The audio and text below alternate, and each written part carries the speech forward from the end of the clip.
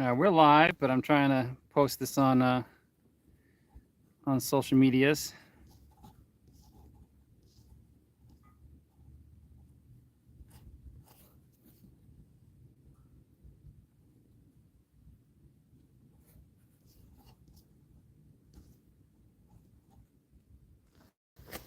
We're live. We're live. We haven't even drilled a hole yet, folks.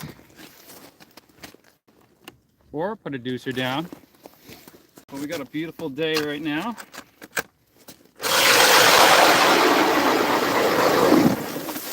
Plenty of ice. Yo, how you guys fishing Maine? Putting the eye on to work real quick. I've been fishing here a bunch. Hopefully it's not fished out quite yet. Plenty of ice. Yeah, I gotta get the slush out of this hole. Hold on.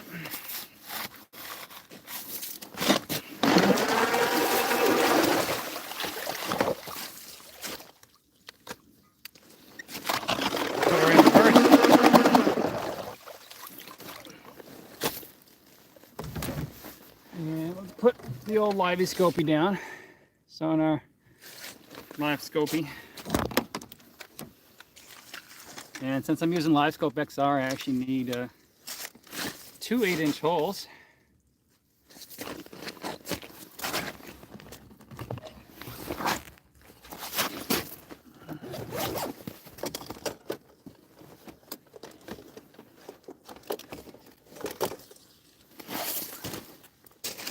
There we go. My goal is to go live here for the next 4 hours or so. Ish, maybe 3 hours. It is beautiful outside. Absolutely stunning. I didn't even bring gloves out with me. That's how nice it is out right now. And I'm not seeing any fish down there right now, but I must have just pushed a bunch of ice to the bottom. There's a bunch of ice falling down. And ask comments. I'm going to try to see the comments from my phone here as much as possible. Show you guys some fish. Hi to you too, John. It is absolutely gorgeous out. Pressure is not the best right now. Pressure is supposed to be better tomorrow. I plan on fishing a harder place to fish than Winnipesaukee tomorrow. So that's my goal. So I'm here.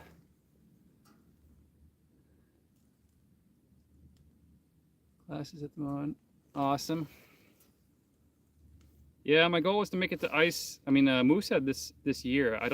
I'm not going to make it this year for ice. It's just I got too much other stuff going on here. Too much other stuff going on. Drag check. And I almost fished the other side of where I am right now, but I went over there. And the ice is pushed all up on the boat launch. It would have been like a straight up and a straight down with a snow dog. Not that it can't handle it. I would have dumped half the stuff in my thing there. So I'm not a big fan of that. And last time I was here, it was pretty slow, but hopefully this is a little bit better. Yeah, it's absolutely beautiful out. It's probably 45 degrees. Sun's right over my head. Not the best fishing weather. How's the bite? I literally just dropped down about 4 minutes and 12 seconds ago. Right, 4 minutes, 3.5 minutes ago. So I'm trying to talk to you guys as much as possible. Since YouTube is doing a great new thing, what they're doing is they are sharing YouTube lives with shorts feeds. So let me know in the comments below if you actually found this via shorts. But John, this is the same spot that you and I fished last time. The video is still doing good. Still cruising. I'm not seeing any fish in the area. So right now I'm in between, I'm in a saddle. So I have a hump there and I have a hump behind me. So I'm in a flat right in between the two. And it's been really productive. And last time I was here, pressure was crap, wind was crazy. And I ended up seeing fish on the humps, or there was bait on the humps that I'd never seen before. So let me put this in forward mode. I can't share my screen with you, but sonar setup, installation, orientation, forward. But I can see pretty far out here. especially with Liveyscopy XR. One other, actually 2 other people out here. Love your stuff. Thank you, Braden J. Appreciate it. This time of year is really rugged for me. It's most people start ice fishing in like January. I've started ice fishing in November, so I'm losing patience for being out on the ice already. It's just so much. Oh, that's so much easier in the boat. It's just actually it is easier in the boat. Everything takes a beating when you're on your ice. Machines take a beating. Camera gear doesn't like the cold. I'm not trying to complain. I'm just saying it's a little bit harder to ice fish. Camera-wise, it's easier because you can just set the stupid thing on the ice and it just films. Like, I got a GoPro going. I probably won't release 2 videos out of this, but we might have to hole hop. So I ain't seen any fish.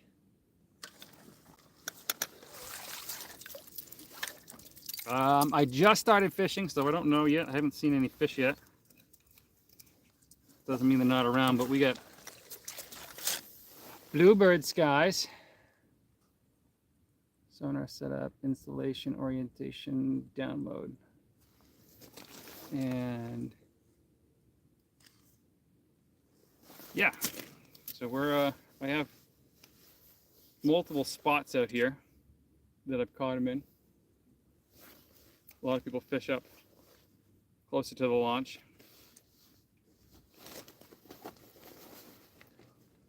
I have my wallet in my pocket, which I'm going to take out before it ends up in the drink.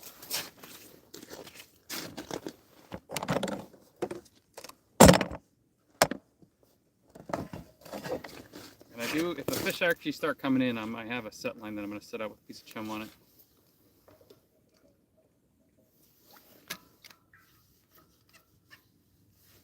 But Mel, this is where I was going to take you.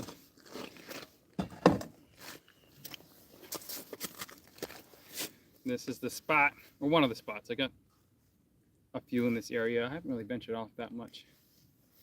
I did see someone way out there, which I've never seen anybody out there before, but yeah.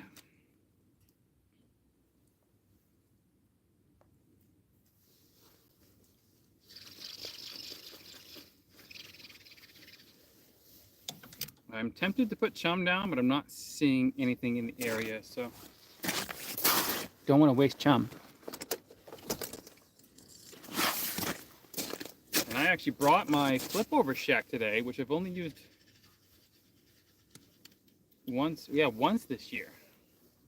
Luckily it's courtesy of Eskimo. I didn't have to pay for it, but the weather has been so nice this year, not for ice making, but stuff in general. Be better if New Hampshire had allowed boats. Would have probably caught more fish. And I have visibly it's open water in that direction and open water in that direction. It's current, and then this main lake on that way. Dropping down my new prototype tube that I'm about to release. Probably release it tomorrow night. Ooh, I thought for sure that was a fish. It's not.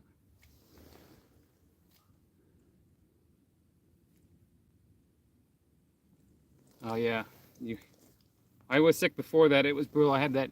Oh yeah, how's Winter Harbor? Yeah, I got that norovirus stuff that everybody's been talking about. It was rugged. Luckily, it was a 1-day clean out, and I'm still recovering stomach-wise.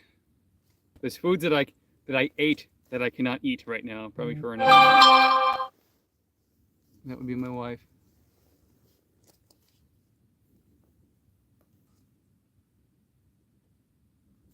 But I'll give this spot probably 5-10 more minutes. Then probably move out deeper since it's bluebird skies. It's actually a surprising amount of light down there. Last time I dropped the camera down.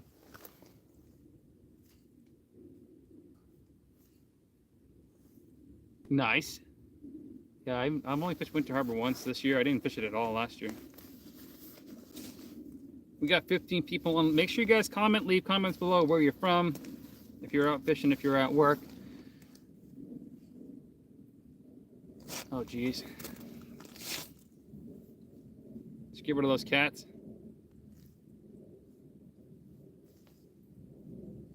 talking to John there. And it was supposed to be the W word today, which I'm not going to say out loud. Which is the reason I was going to bring my flip over, but it's actually in the truck. I packed it all, put Snow Dog in the hitch carrier. Currently nothing, just dead quiet. At least the crows are singing. Drive from Concord is about an hour from where I am. And if I knew you were going to be where I saw you this morning, I would have invited you up. I'm sure you had all your ice fishing stuff with you. But yeah, an hour up, and I'm meeting somebody for drinks after tonight. My wife and kiddo are away. And the dog. Have you been to VT this year? I have not been to Vermont. I've not been really anywhere this year. It's been a slow year this year. I went to Vermont last year just because ice was so sketchy and the bite was terrible in January that I moved. I went to Northeast, the NEK. Hi, thank you. Get back to work. But yeah, I've not been to Vermont. Today would have been a great day to take the boat out somewhere, but I had commitment this morning of stuff to do, so I didn't do anything else. Tomorrow is supposed to be windy, so I'm not going to go anywhere in the boat. But I got some open water content for you folks already lined up, because I'll be busy the next 2 weeks. I got 3 or 4 orders to do. I had like over a dozen orders of stuff to do, of all kinds of stuff, so I've been super busy. And driving my wife to the airport. Thursday I'm picking her back up from the airport. I am after lake trout. That is the goal, pretty much always the goal, unless it's early ice where I can't target them. And they don't seem to be around at all. Let's start a chase. Actually, let's do something that I don't normally show on camera. I actually edit it out most of the time. But what we do is we take the ion, we drill a hole in forward,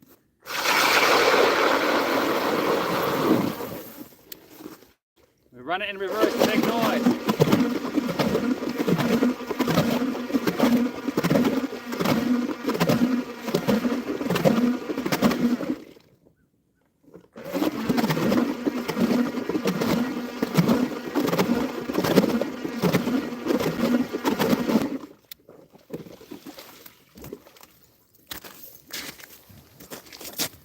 That will call in lake trout into the air.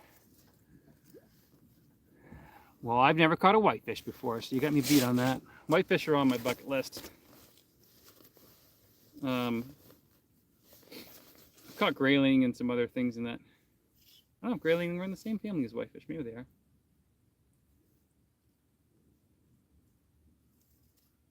Yeah, but we have whitefish here. We have round and lake whitefish.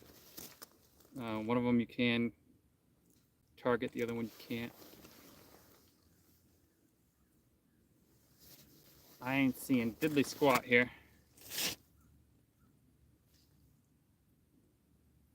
We'll give it a couple more minutes and then we shall move. How's it going, Lash? 60-pound tarpon in Cuba, that's sweet. Cuba's on the bucket list too. I've seen some awesome videos from there. Was it just a normal visa to get to Cuba? And I wish I could. I probably can move this camera up so it's not just staring up at me the whole time. What am I doing? I am ice fishing for lake trout or white perch or rainbow trout, which is the 3 species I normally catch around here.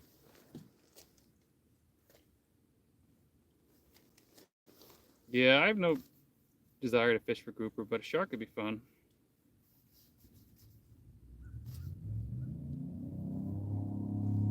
Oh, here comes an airplane. I'm not seeing diddly squat here at all.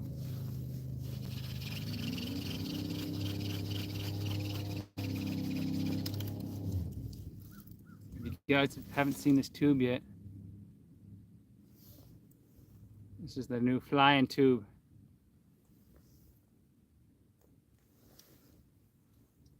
Yeah, John, I hope you catch the Goliath grouper. That'd be fun. Tell everybody it's from Champlain.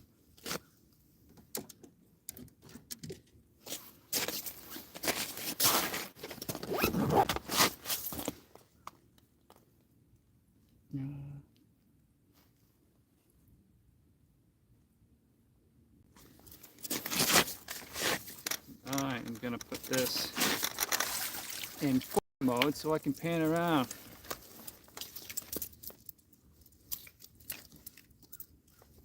Which is kind of a, so this is Live Scope XR. It's the absolute beast. But it can see, like, I've seen in 100 feet of water, I've seen lake trout 300 and something feet away. It's a ridiculous device. Some would call it cheating.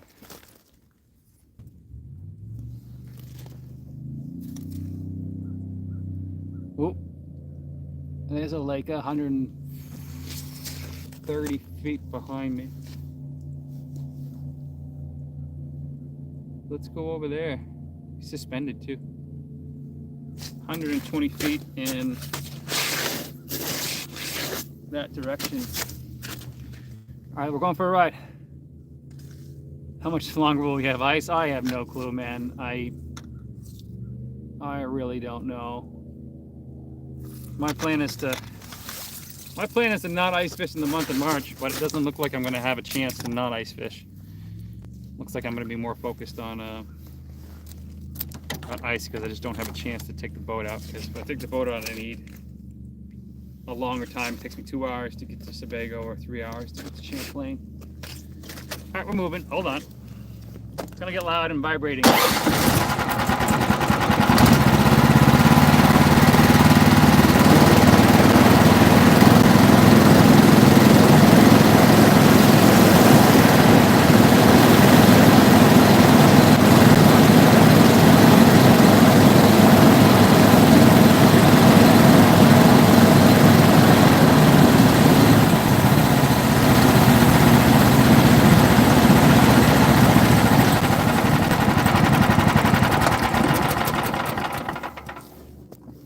Yeah, a little bouncy. The mount is it's like a ram mount kind of style. It's nothing I can do about that.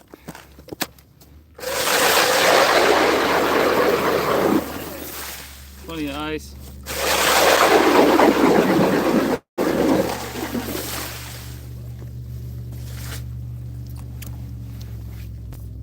But for those folks who are looking at an ion, so way to see ice this season. Yeah, my boat's always ready. Favorite fish to catch is definitely a lake trout, for sure. That's what I'm after right now. We are way shallower right now than we were over there. We're in the 35-foot mark.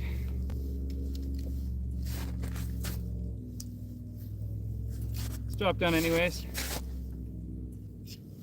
Yeah, fishy, fishy, exactly.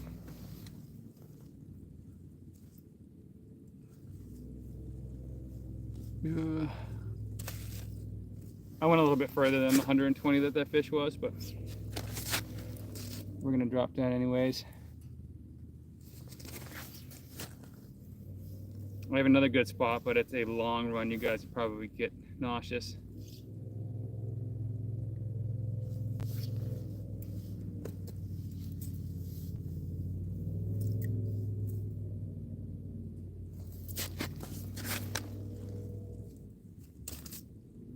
And last time I was out here, there was a ton. Yeah, I've caught tarpon before a long time ago. They're pretty fun. I want to catch one on a fly rod.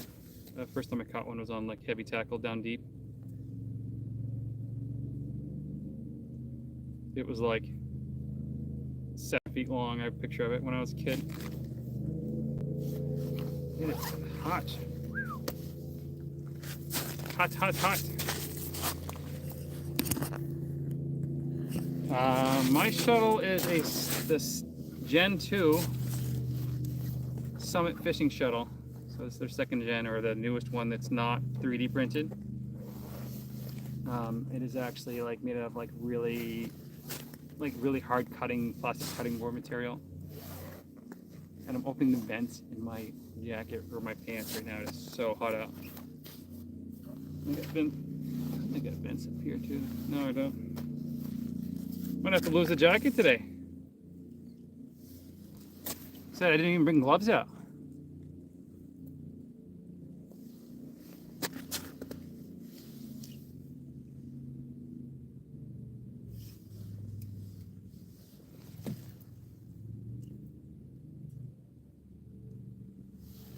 Sturgeon would be fun too.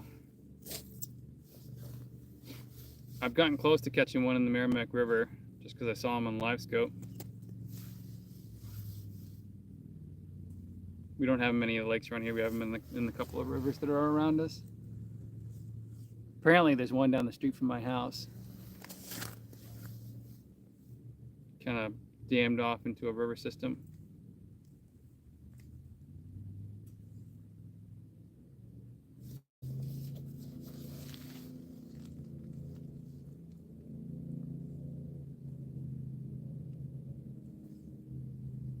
I might have to go try out deep. I got about 100-foot hole that's over that way that I haven't fished recently. My guess with the blaring sun that the smelter pushed down deep, and the Lakers are down there with them because I'm not seeing any bait or any fish. That's crazy. What state are you in?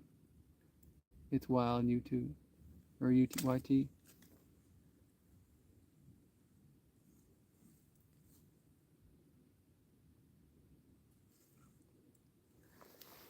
I ain't seeing nothing. Oh, there is a snowmobile out there.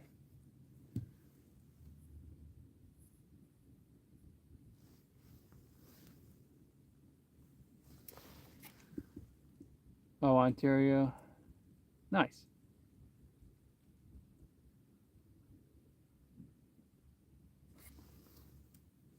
I might actually hold you guys in my hand so it's not so bouncy. Scopy. Might be a dead day here. I don't know. I have a spot on the other side of the road too that I was, like I said, I was gonna go over there, and my gut told me to come over on this side, but now my gut's going the other way. All right, we're moving. I'll hold you guys in my hand so you're not going crazy here.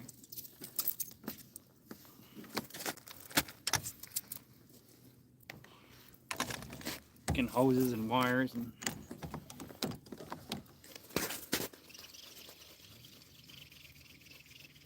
and stuff.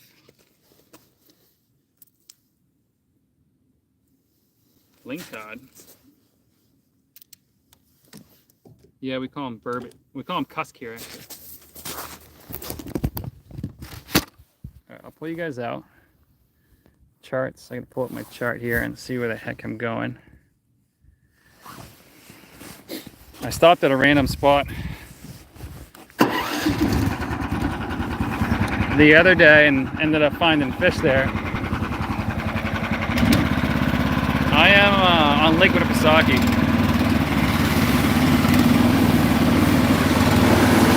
Going fast. Here, what's this?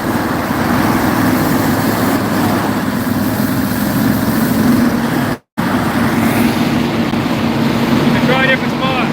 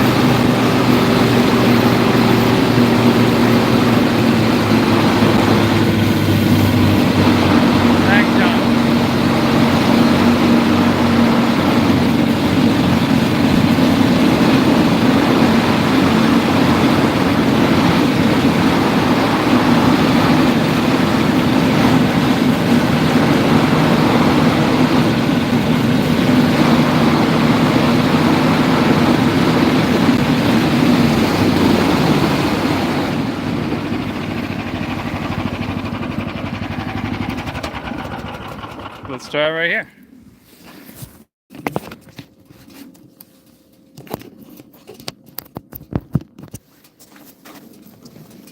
Hard to go live during the summertime because the freaking phone overheats, but wintertime ain't that bad.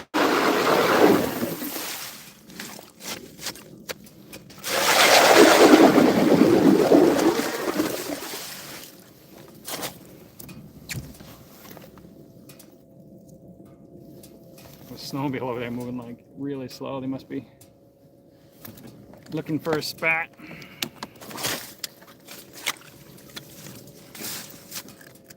Oh, now we're in Fitty. And I normally drill another hole for fishing. So I gotta drill 3 holes, 2 for the live scope XR. Normally just 1 for a normal live scope.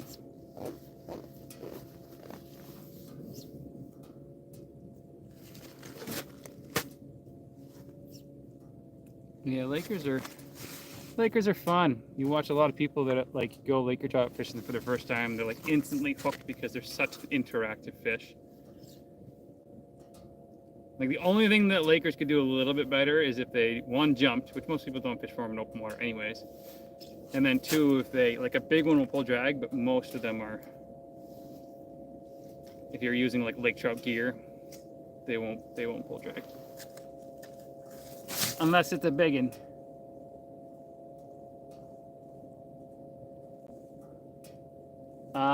The ice is extremely, well, it's like probably 10 inches thick here. It's just the ion drills 3 inches of ice per second, so it just rips right through it. If I had more time, I'd drill you guys a core sample, but I don't.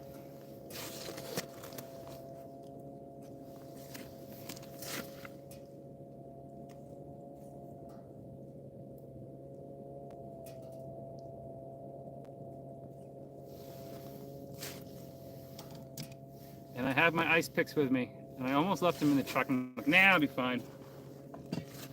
But like most of you, go out ice fishing alone, so it's better to have them than not have them.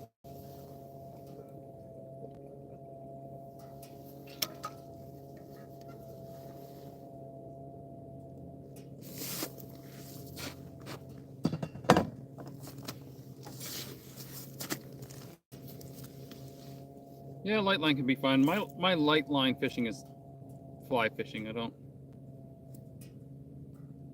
really light line fish with ice.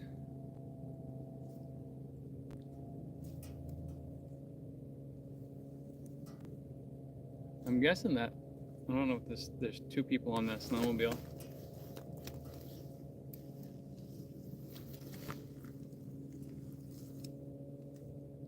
Got 16 people on. If you're just hopping on, we are out on Lake Winnipesaukee jigging for lake trout on the ice. And we're up in Moultonboro area. For those who know what that is.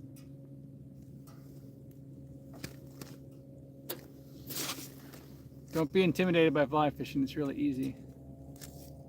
But I actually learned how to fly fish before I learned how to spin cast fish, so.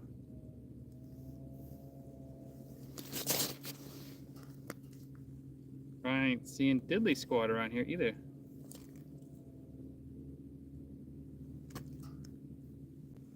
Just kind of interesting.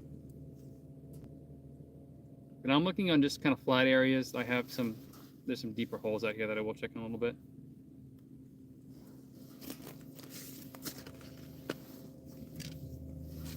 See if I can move you guys up physically a little bit more.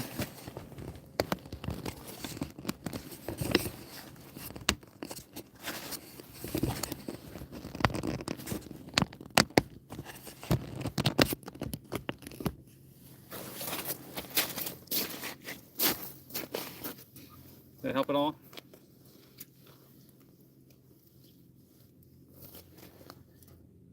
And there's water coming out of my ion, which I don't think it should be doing. I will reel up and show you what I'm using for bait. I'm using one of my baits right now. I'm using the 7mm tungsten, which is chartreuse, which is hard to see on camera there. A 2-inch glow paddle tail from the Winnie kit, and a little piece of chum that I forgot on there that's been sitting in the back of my truck, which probably smells real bad. And then I dip the end in chartreuse, spike it. So that's what I'm using. Most of the bait in this lake is tiny, tiny. But I'm not going for gigantic lakers. This is not how I would fish for big lakers. I'm going for big lakers tomorrow, so I'll be fishing with, you know, live bait or dead bait or tip-ups kind of style. This mouth sucks. It's not a very finite one. I wanted you up there, but I might move you up there. Mickey Knox.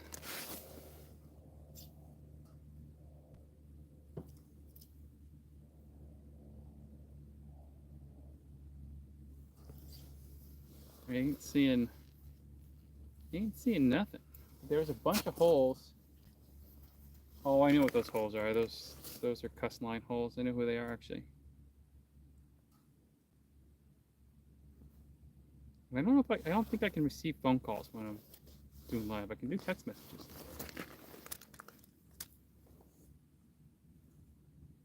Ain't seeing nothing. When you see me bending down here, it's because I'm spinning my live scope transducer. I'm looking around. I got 75 feet all around me.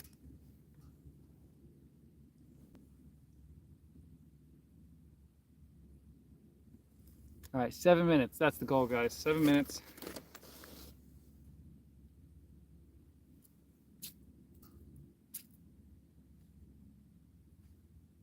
State record coming right up. I just want to catch a 30-incher in New Hampshire. I caught trophy for Vermont, which is not that hard to do. I've gotten close in New Hampshire and I've gotten close in Maine. I was close this last fall, but you guys haven't seen that video yet.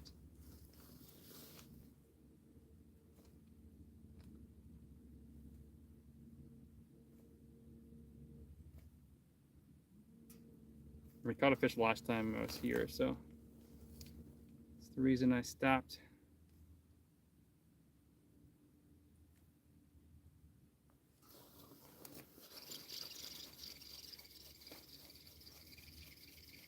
Just a little bit sideways. Throwing down something a little bit bigger, make a little bit more noise.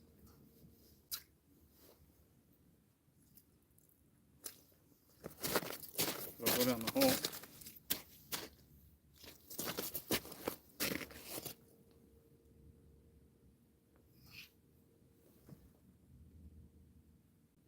Yeah, that's for sure. I'm just going to release that video as a short. It's not worth the 15 hours of footage we got during that day.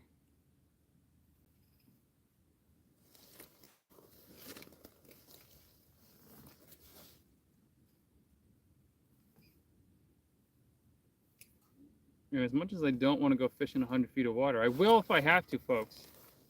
Will if I have to. I think, oh, a bunch of people just jumped on. We're out here jigging for lake trout on the ice. We're on about 10 inches of ice or so. Anything over 6 I feel comfortable with. As long as the ice is not covered in snow where I can see the texture of the ice and see the density, I'm usually okay. Usually. But there is this big pressure break coming out here next to shore that I just hopped over. And the time before last, I had like jump over a giant pressure ridge with the snowy dog. That was fun.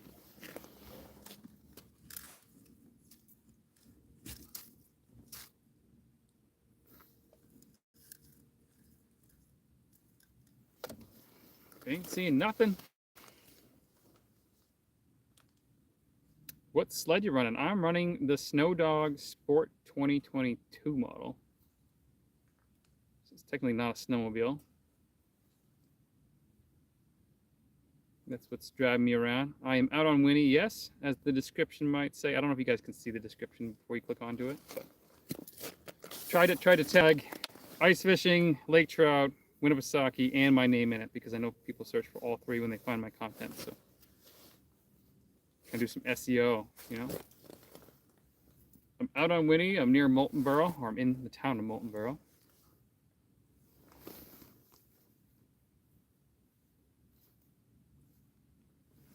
Yeah, I have rigged tubes vertically before. Oh, here's a Laker. Here's a Laker. Oh, he's fired. He's fired. Oh, he's fired. He's fired. Oh, I got him. Oh, no, he's off. Oh, he's back on it. He's back on it. He's back on it. Oh, he had it again. No. He swallowed it on the way down. No, no, no, no, no. Oh, come back after it. Come back after it. Oh, he's fired. He's fired. Oh, he's off again. What the heck? 3 times I've hooked him. Frick. Oh, I had him again. 4 times. No way. No way, no way, no way, no way. See, I cut this part out of videos, guys. He's got it in his mouth right now.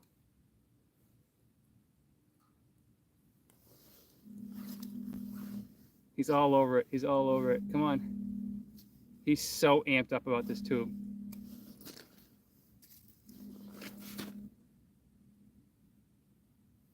He's so amped up. Come on.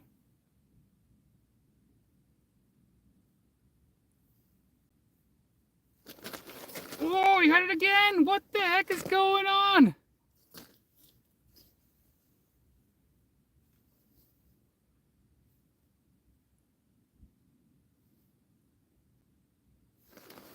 No. No way. Come on. This fish is starving, guys. He's not very big, but he wants it so bad. No way.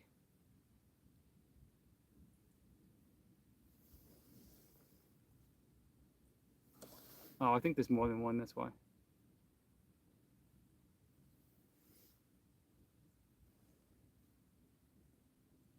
I'm trying, John. He keeps bumping it. What are you doing, bro?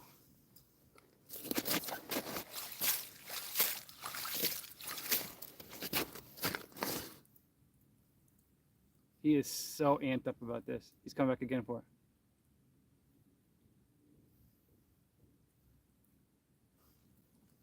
Oh my goodness, this fish is so hungry. He's coming back again. He's coming back again.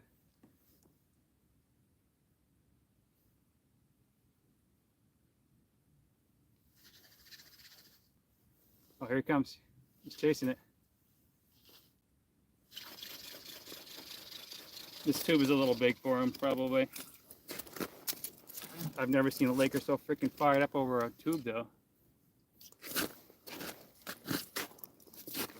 This is the tube he's going for, the flying tube. Jeez.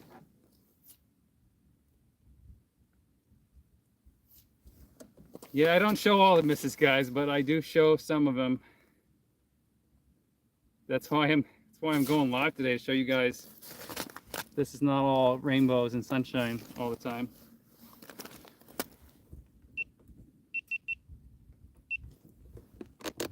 That fish was so juiced, folks. So juiced. If he comes back, I'll get him on this for sure. Check the drag in this rod.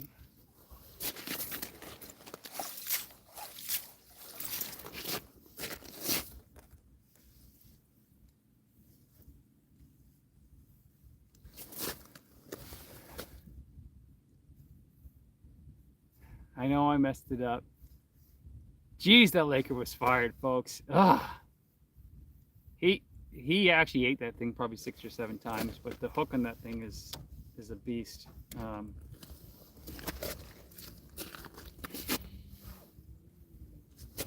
It's a heavy gauge hook. Heavy gauge Gamakatsu hook. These little guys have a hard time whacking it. I'm sure if I had a little bit, this is a lake trout rod. I do want one a little bit stiffer for jigs like that. Nothing more annoying than these freaking things, but stay safe, folks. They do, they do.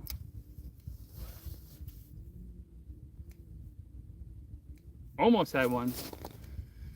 Hopefully he comes back around here. I probably rarely on Winnipesaukee had a fish come back like get stuck and still want it after that. Usually when you stick them, they peace out.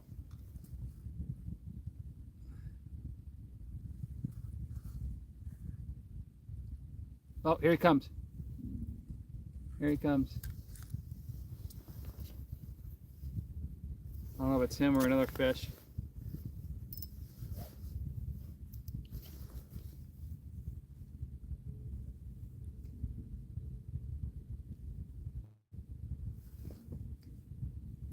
Right now I'm in 50 feet exactly. 49.50. Out here really doesn't, people are always concerned about depth. What I try to tell people is anything over, like you can catch lake trout in 6 inches of water. I've done it.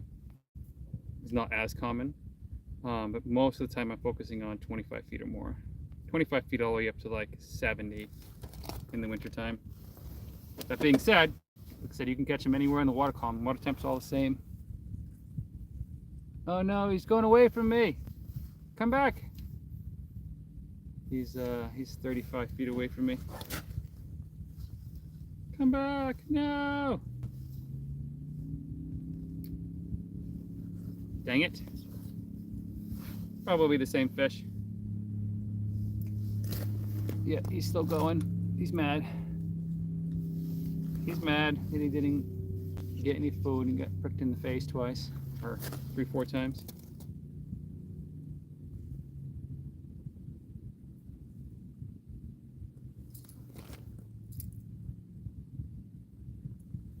So it's a funny story. I gave away some tip-ups recently because I don't use them. And I had like 3 ice scoops that someone had given to me. It's like, you still have an ice scoop left? I'm like, yeah, I do, but I don't use ice scoops. He says, what do you scoop the ice with? My hands.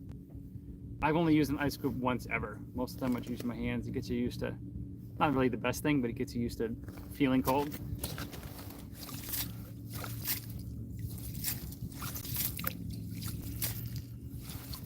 And most of the time, unless it's a dual hole like this, I can just run the auger in reverse. Yeah, actually I was fishing for rainbows one time, and then the other time I was in like 3 feet of water fishing for lake trout to see if they would come up that shallow, and sure enough they did. Because they really don't care. They have, in the middle of summer on Newfound Lake, I've seen in 100 feet of water a lake trout 1.5 feet below the water line, below the surface. They're eating bugs, just like a rainbow trout would. It was insane. They never made a video. I never made a video out of that, but we were literally sight casting to them with live scope. It was sick.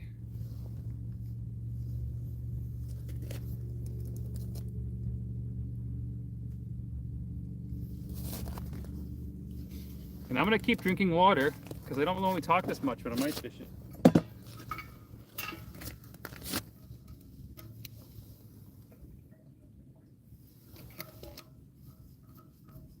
And caffeine here in a minute.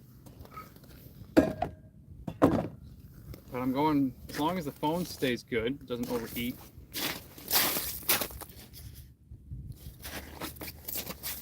Staying good.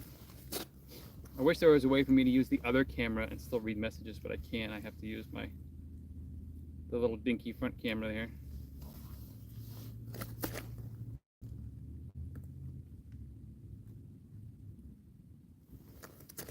Yeah, you're not completely in the dark when you use a flasher. I mean, I definitely catch more fish with live scope than I used to with just normal down imaging. And a big part of that is getting the mood and the reaction of the fish that I can see. Like, that helps. And then you also have the overabundance of information from live scope, where if someone was just bouncing on bottom, they just saw a line, like, oh, I'm just gonna stick it in the mud until I hook up, they might have caught the fish and not overthunk that last one. So there's good and bad of live scope. But right now I can see, 75 feet around me, and that's, I mean, this thing's basically turned down all the way.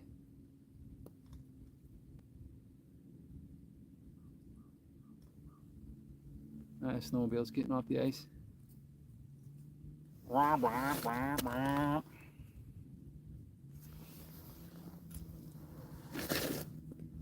vertical tube. So the vertical tube is nice for a couple things if they're in a super chasey mood, if they're aggressive, because then you can just drop it down and run it up, and then your hook's always in the tail. Your hook's always basically in the biting position. I have caught some on a vertical tube before. If they're not in that mood, which sometimes happens if they're on the bottom, having that tube be pounded in the mud like this, like flat, is way, like if you pound it in the mud vertically, it's just going to act all funky and you're not going to have as many hookups. It's not going to act normal. And especially with like my new little flying tube here, which has a bunch of teeth marks on it now, so it's interesting. Our vertical tube won't skate and won't spiral on its way down, so you're losing a lot of action when you're using a vertical tube. That's my opinion. But with a vertical one, you can use like heavy tungsten and make your own inline system. And I have been trying to experiment with it, and I just haven't had time to trying to make a smelt style vertical tube that's made out of tungsten, so it's skinny but heavy. That's my opinion on vertical versus horizontal. Hopefully that answers your question. I'm going to give this spot 2 more minutes, which is usually when a fish comes in. Just kind of pan around here and look.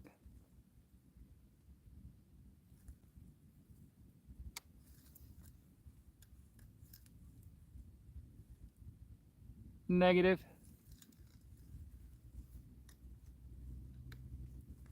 That might be.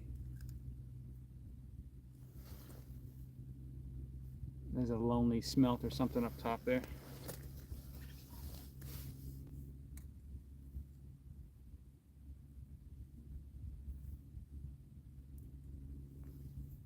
And usually when I make up my decision to leave, I should just leave, but saying that I leave usually calls in fish. I don't know why. I also got to figure out where I'm going next.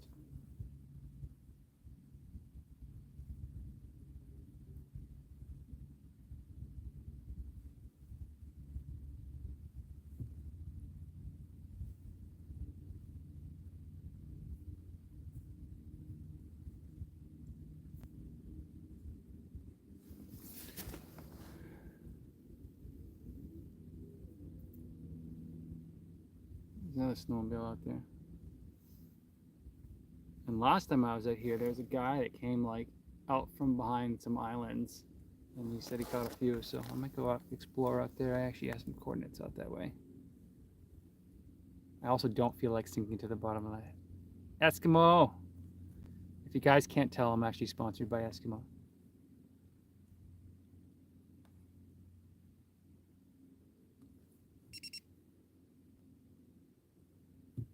The ice is, I would stick my hand down in it, but I don't want to. Let me do the old rod tip trick.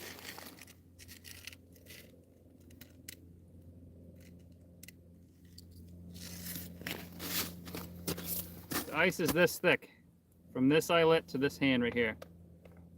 So from here to here, roughly. I don't know how long that is. Maybe even 10 inches plus.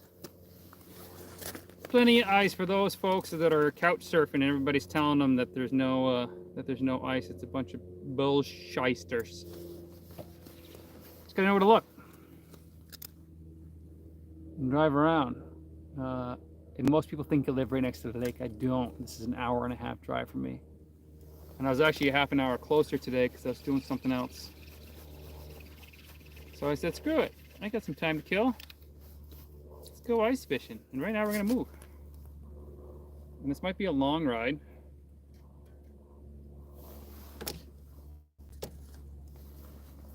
Just reeled up. I had that one feisty Laker.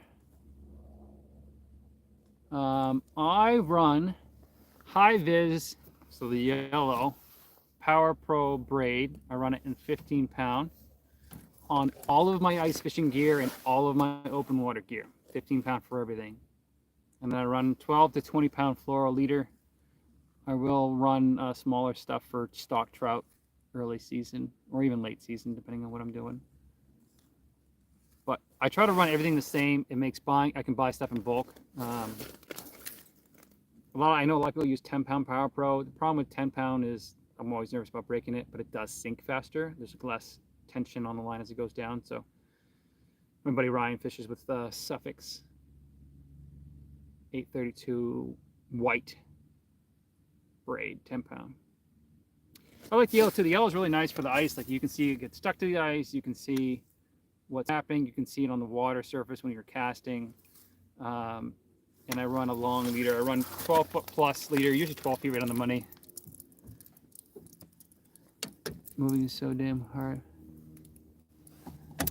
Yes, if I was to re-gear,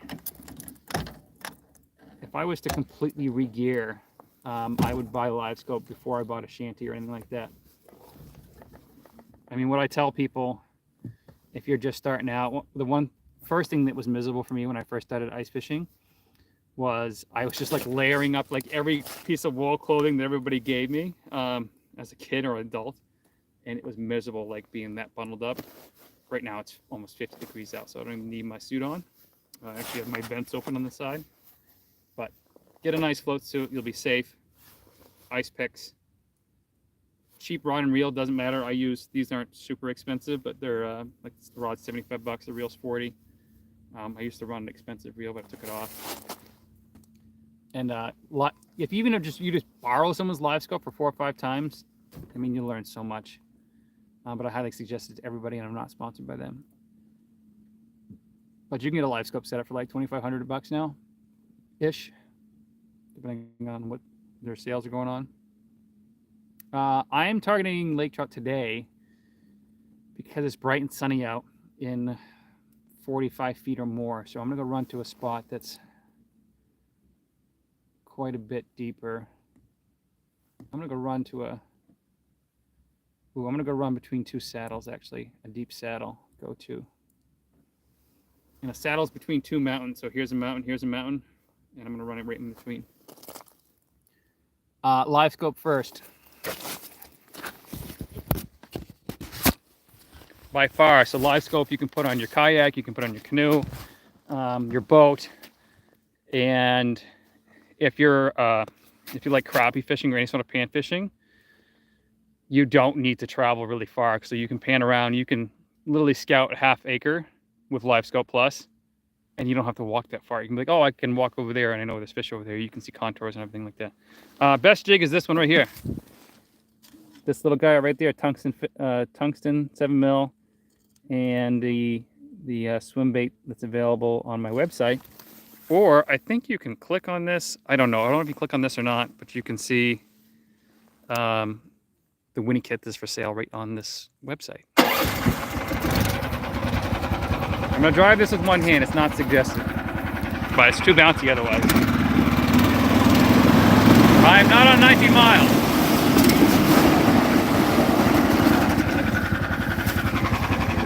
That's not good.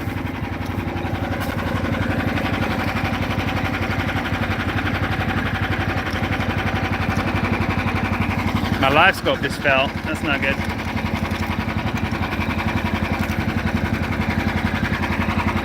Hold on.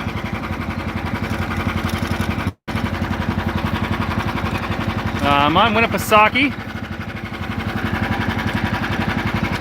Hold on, I need to set you guys down. You guys are gonna stare at the sky for a second.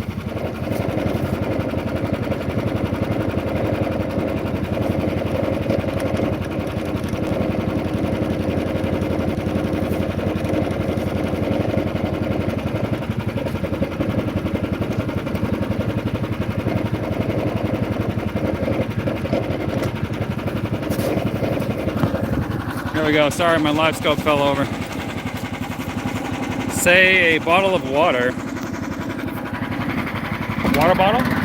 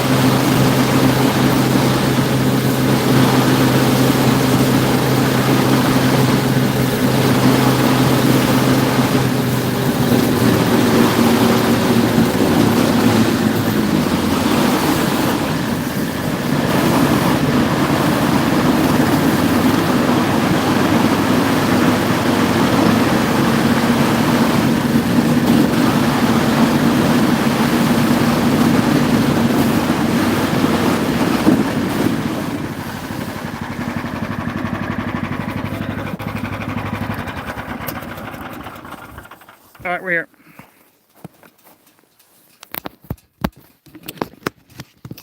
Yes, it is absolutely beautiful out.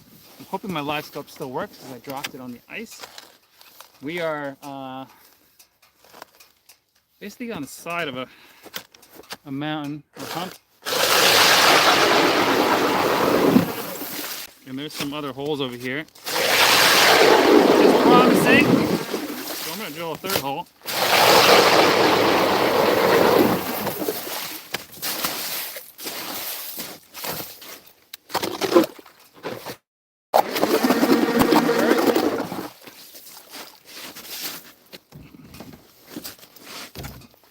And then drop Libescopy down. I should be in like 60, 70 feet.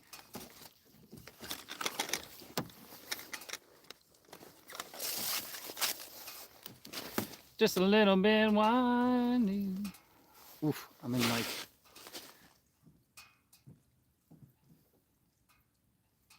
30, 40. That's not good. Not that it's not good. I'd rather be deeper. But yeah, there's other. It's like some people stayed on the night out here. You can tell. I haven't panned around yet.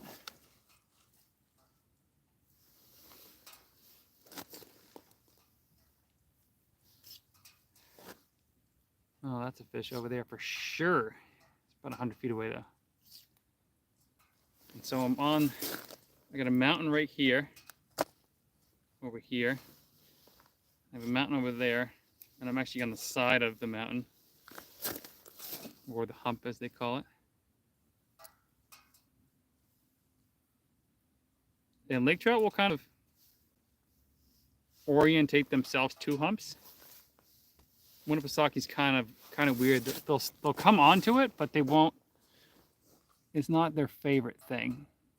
They prefer to be wherever the bait is. So I'm waiting for a reaction strike. So I'm just gonna set the rod tip down. I'm gonna adjust my live scope real quick.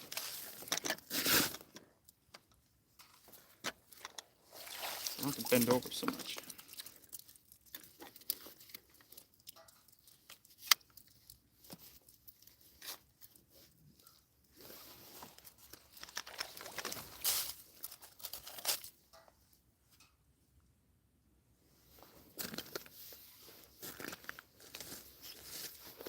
Jeez, it's hot.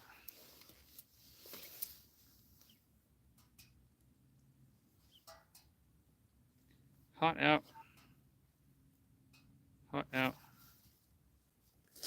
And I know someone watching this is going to ask, what rod am I using? I'm using the Circle Tackle Oh, here's a fish, here's a fish, here's a fish. Got him. Bigger one.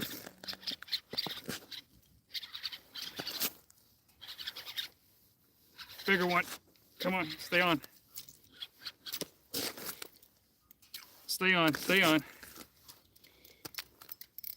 Stay on. Stay on, stay on. Stay on. Oh, that's a freaking fatty, guys.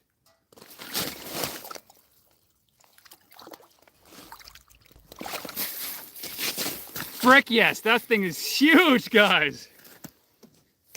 Oh, yeah. Yeah, watch this, guys.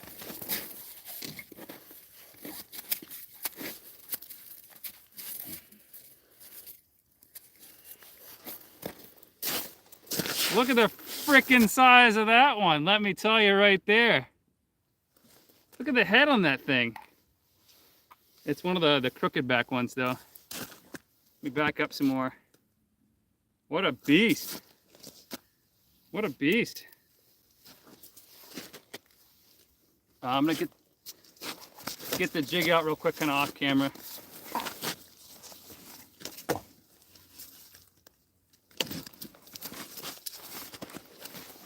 And I'm gonna put a bump on him real quick.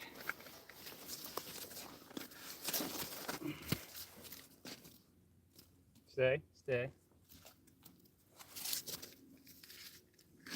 Stop, stop, stop. Stop, stop, stop.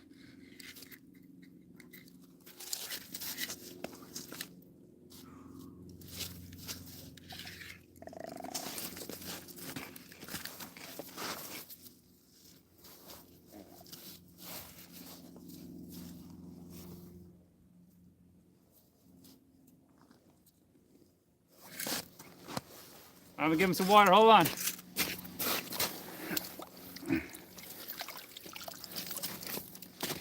Freaking super fat 24-inch fish.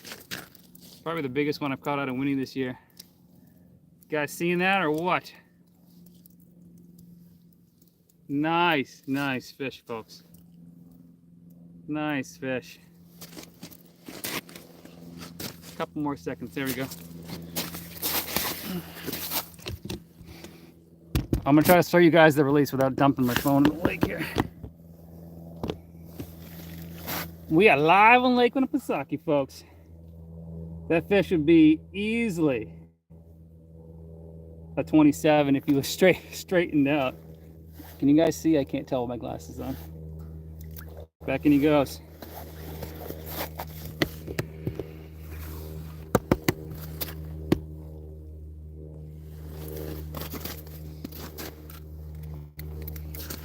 Heck yeah!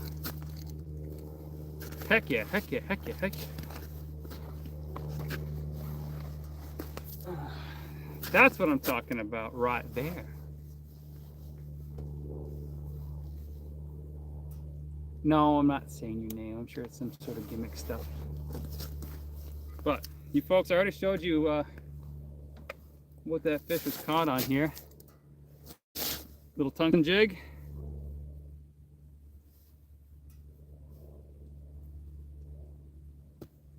Little tungsten jig, little swim bait. He morphed from the bottom there, as I was just trying to tell you about these circle tackle rods. Ooh, that fish put a knot in my line. Don't ever fish with knots in your unintentional square knots in your line. Check a leader. Going back down. Nice. Hopefully you guys all saw that. Cycle the other GoPro here. I couldn't have asked for a better fish to catch on live. 7 mils always getting the job done. I'm actually going to run out of 7 mils, so 7 mil in the chartreuse. So I'm going to have the white for a little while longer. My supplier is out of stock until like July. So, but yeah, that was a nice fish. I'm pumped. I'm pumped. Just dead sticking it. Let him run with it for a minute. And It's not very many fish I can boat flip on Lake Winnipesaukee, where I'm just yanking them out. I had to go in and grab the bottom of his plate there. I'm excited. That's exciting.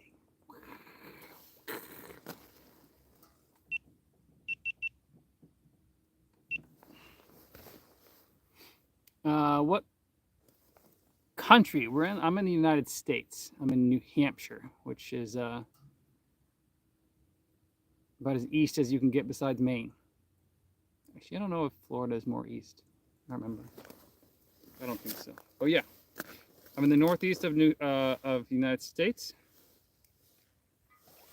I know a lot of people that watch my content are in Canada, which I have fished in before multiple times. Trying to get you guys square again here. Hold on.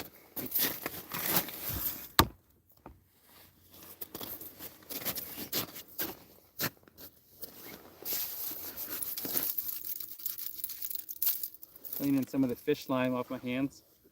Now, if that wasn't a bigger fish, if that was in that 18-inch range, it would have been unhooked on the ice, flipped up on the ice, unhooked, shown, and back in as fast as possible.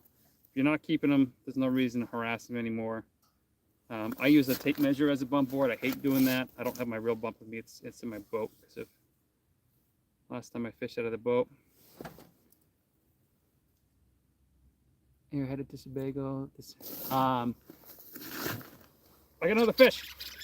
I got another fish, guys. Just went to lift up right there, and there was another one that just came on it. I am marking this spot for sure. It's not very big, but oh, it's a daytime burbot! Yeah, no freaking way, man.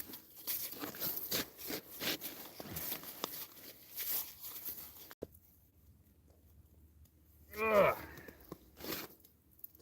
Well, if I knew it was a burbot, I wouldn't have hammered on him so bad. So burbot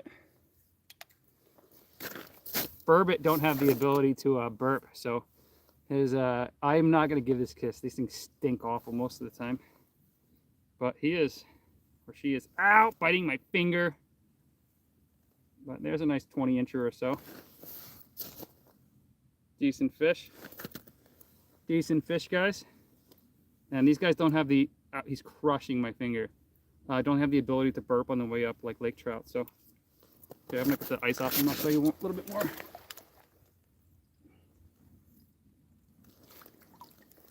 And they tend to shred my finger open. Right on the bottom. Fake kiss. They stink awful. Burbot or cusk. Going back down. Beautiful.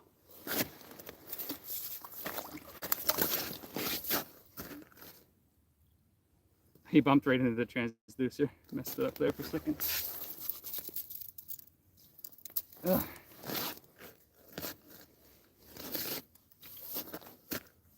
No wonder why I didn't see him. The dirty burbs. Yeah, I gotta love the dirty burbs. I used to target them a lot, and it's just my burbot spots haven't been freezing, which is not my fault. And that beeping you're hearing, I am running the GoPro. I don't know if I'll release a video from today or not. But he came in and smoked it. That's my first, second daytime burbot ever. First one was up in Pittsburgh. Blind in one eye. It was a nice big fish too. But I don't even know what I was talking about. I was literally bouncing on bottom. I lifted up and I'm like, wow, that's heavy. I'm guessing there's a bunch of rocks and stuff down there. I don't have my any of my underwater cameras with me.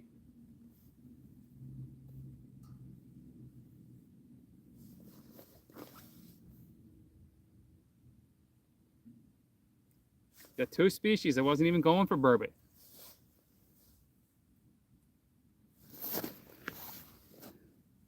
Oh, thank you. There is no ice on Sebago. I was on Sebago February 10th in the boat. So you will see videos of that soon, probably in the next week or so. I have 2 videos from Sebago, one in the fall and one recently. And then I have another video. I'm just going to release them all. I think I'm going to release them all. I haven't decided. If a video is not great, I try not to release it, even if I catch fish. I started out my channel kind of kayak fishing, or I did some kayak fishing. So you got to go way, way back in my content to see it, though. But I know it's a huge sport. And I bought my boat for like $5,000 with all the things, you know, that I needed on it. Gas motor, towing motor. Oh, there's a fish 90 feet away. Tempting. Yeah, so I used to kayak fish. I used to canoe fish. I used to fish from shore. I used to do a little bit of everything. And I still do. I focused on lake trout because my lake trout confidence lure is the one I'm using right now. Since I'm not seeing anything on the screen, I'm going to show it to you.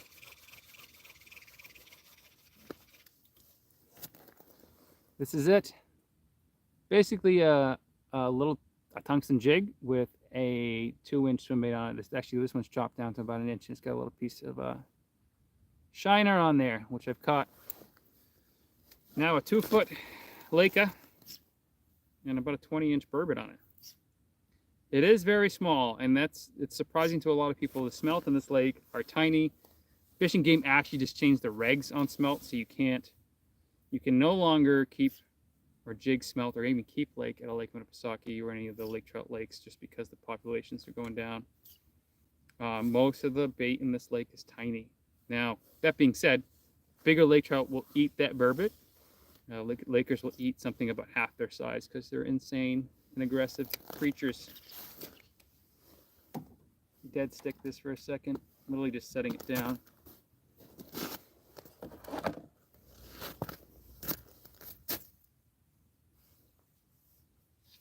And this has been thawed and frozen a bunch of times. Hopefully it doesn't explode on me.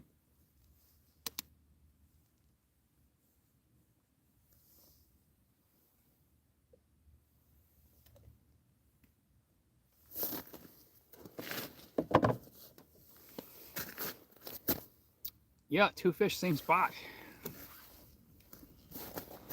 It's exciting.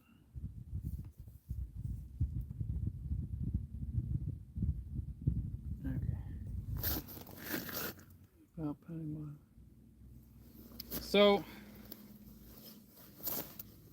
I've been more making noise on bottom. So what I used to do, especially before live scope, is I would pound bottom with something heavy, not this little tiny jig that I'm using. Pound bottom with something heavy like a 1-ounce bucktail or a tube jig, and that helps a ton. And it really depends on your lake. So Lake Champlain, the Lakers don't seem to be where I fish. Don't seem to be like very bottom orientated. Neither do Sebago ones seem to be suspended as well. Lake Winnipesaukee, they seem to be very bottom orientated. So pounding bottom and then reeling up every once in a while, like you're talking about, starting a chase, is just to call things in the area, and it helps with bigger baits. So if you have something big and heavy on, stay towards bottom.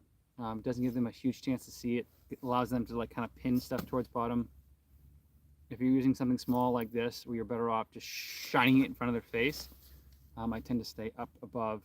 You know, most of the time with this, I'll suspend it 3-4 feet off bottom. And those Lakers are so used to being bottom orientated that they'll come up and kind of like sneak up on a school of smelt. So this is the bottom of the lake. And I'm a huge visual person. This is like how I do my training when I do my other job. A Laker will look on live scope. It'll kind of like swoop down kind of like this. And smelt will be up here. And a lake trout will really use the bottom as a cover. Sneak up, and then they'll just zoom straight up and tackle whatever is above them, which is usually smelt. Where do you live at that you ice fishing? I'm in New Hampshire in the United States. Because I know a lot of you are coming on from wherever, short speed. Do you see Tim Moore? No way! I just think I caught another burbot. No way! I don't see Tim Moore often. I don't fish over by where he fishes. Don't tell me this is the same burbot, folks. No, it's a Laker. It's another Laker live, folks. What the heck?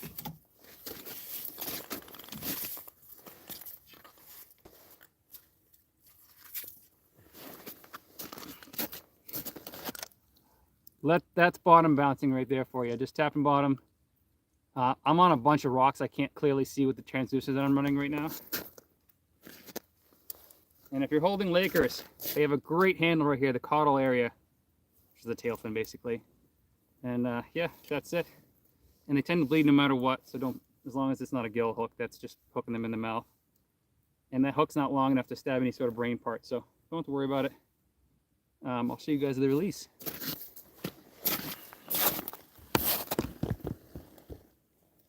And see you, buddy.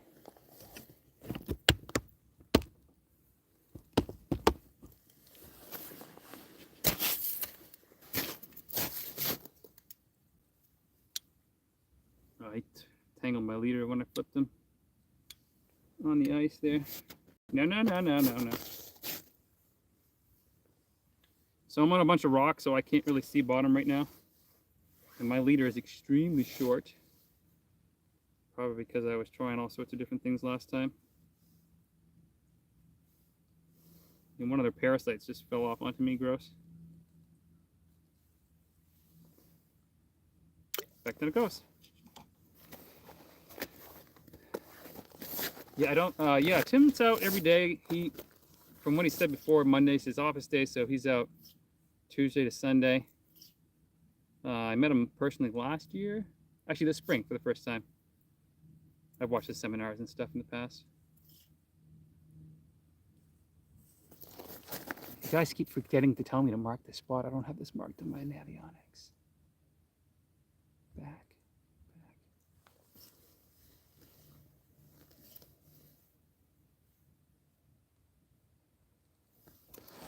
Yeah, so I have smoked lake trout before, and I have kept lake trout before. I'm not a big fish eater, and neither is my family. My wife and stuff will eat salmon, but I am more of a white meat fish. So I'll eat burbot.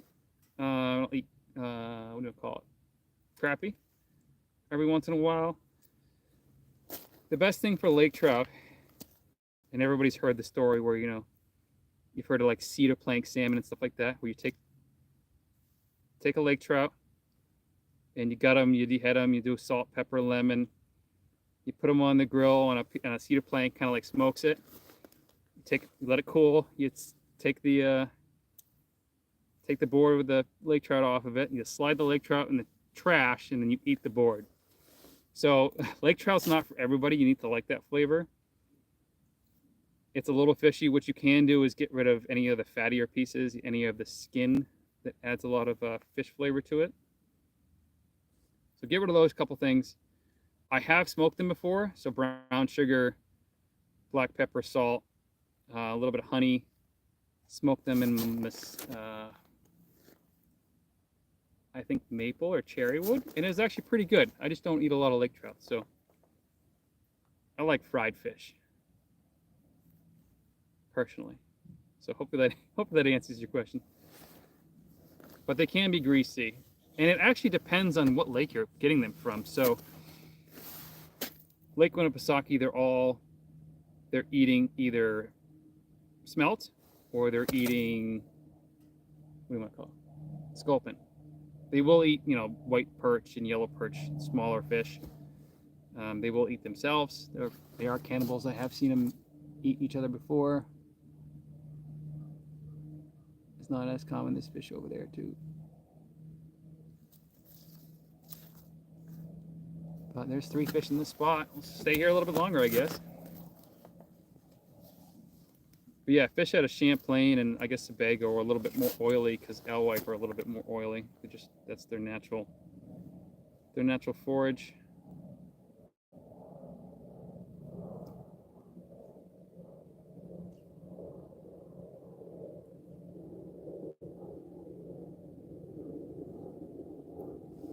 And I've been really talking to you guys, not really paying attention to what I'm doing. So that's those last two fish have come by surprise, which is not normal for me.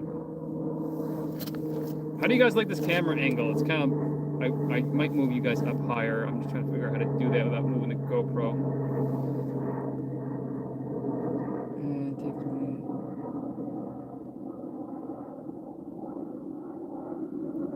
me. Yeah, the best thing you can do is smoke, and the thing is smoke them. That's the best thing you can do for lake trout. That's why I like to like smoked salmon. It gets rid of that fishy flavor out of them. You can brine them in that brown sugar and salt pepper stuff the night before. That helps a lot too, especially with smoke, because you're getting that. Like, my opinion is same with the vegetable beet. If you need to like soak it and cook the crap out of it for 14 hours to make it taste good, you probably shouldn't be eating it anyways. So yeah, lake trout's not my favorite fish to eat. Burbot are good. I like fishing too. Well, that's great. People are giving me hearts. That's good. I don't know what that means.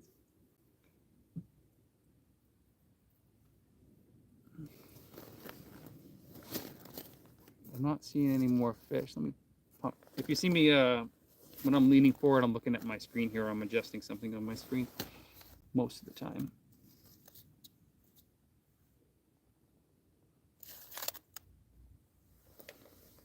But I've got surprised by 2 fish already.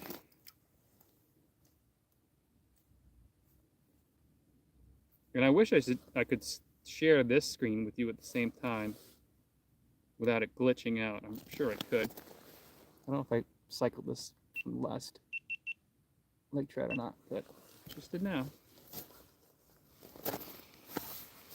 What's my PB bass? So my PB bass is like 5 1/4, and that's in a small pond, in the pond where I grew up.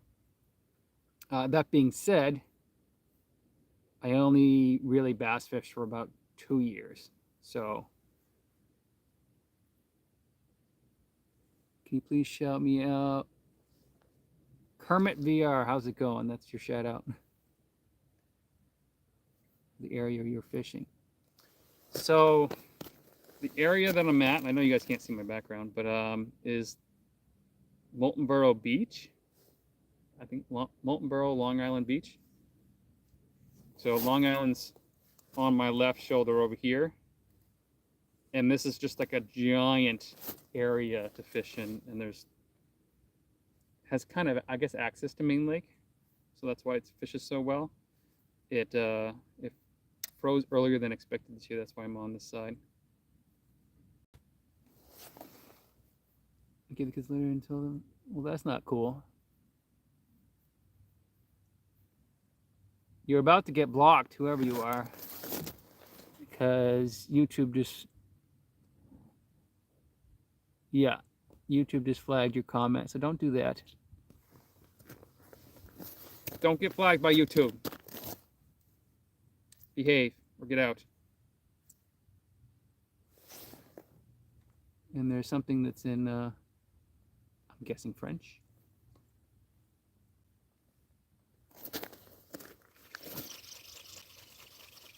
I'm gonna pop down the big tube down there. See what's up. The old flying tube. Which I guess is not a new design, but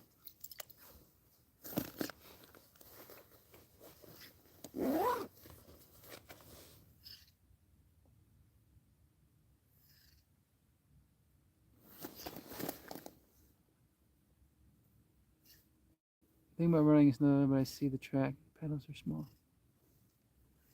So a lot of people use the snow dog to groom fat bike trails to get like an inch or like 12 inches of snow at a time. It's kind of like, it's so light that it rides on top of the snow, if that makes any sense. Like just kind of like a snowmobile. Like the footprint, the pounds per square inch that it puts down on the ground is very, very light. If you go to Snow Dog's website, you'll see it. So I've ridden in like 12 inches of powder snow with no issue at all. You just got to keep going. You can't tow as much weight as a snowmobile by any means. Like it's only 14 horsepower. Most snowmobiles are in that 30, 40, 50, 60, 70, 100 horsepower. Track wise, they don't make a higher paddle track. If you're going long distances, I highly suggest a snowmobile over a snow dog. I mean, the most I've traveled in a day is probably about 10 miles. And that's just on glare ice. Yes, you've missed 3 fish already, 2 Lakers. One being the biggest one I've caught this year. Yeah, I saw the video of the guy ripping it. That's, I think, on the other side of the lake behind me, basically. This ice, we're on this much ice for those of you who've been asking. So from this hand to this hand, and that's how big my hand is. So probably 10, 12 inches, something like that. Actually, you know what? I have my tape measure, so you guys don't have to ask anymore. But I don't know how long it's gonna hold out. I've had a few people tell me, well, we're supposed to get rain Wednesday. It's supposed to be warm tomorrow. So that is 11 inches of ice that we're chilling on right now, which is the most I've drilled through this year. I guess up in Pittsburgh, there's like 30 inches of ice right now on the top lake there.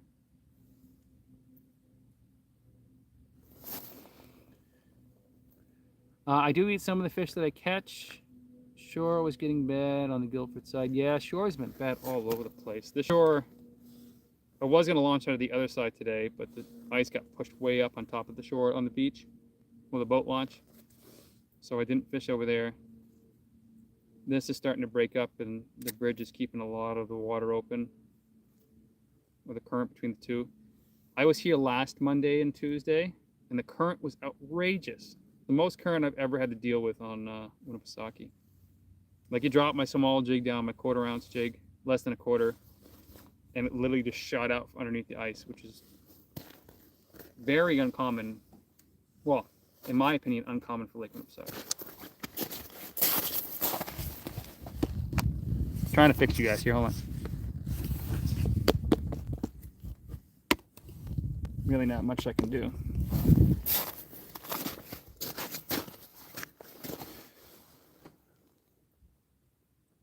Best recipe is to smoke them, brine them and smoke them. Brutal combined with the dog bubblers.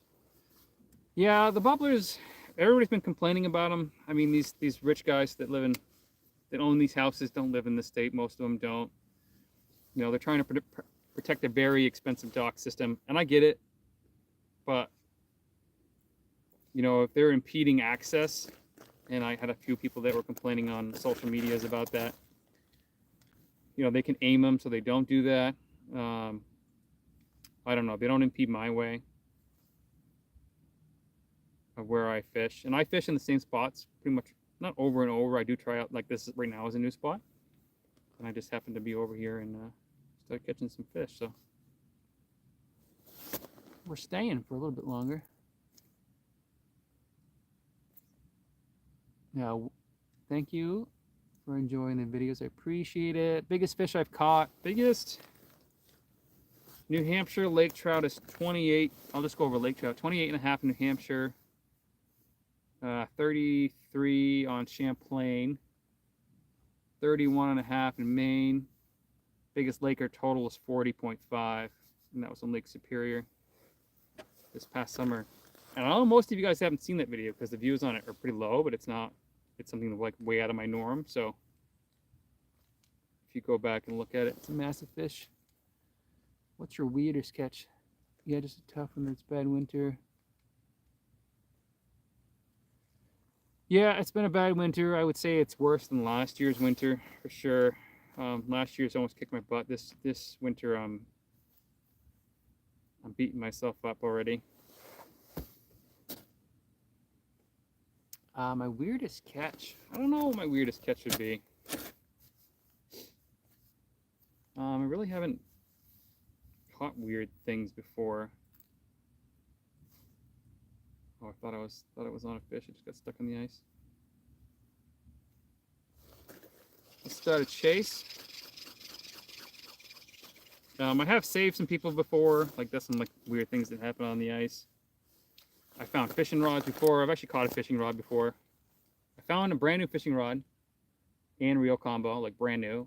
I've caught a fishing rod and reel combo that was like a carp setup. The carp must have dragged in. It was huge. Like the rod setup was huge. For like shore casting. Probably the weirdest thing I've got. Hope I'm answering all you guys' questions here while I'm trying to fish. Yeah.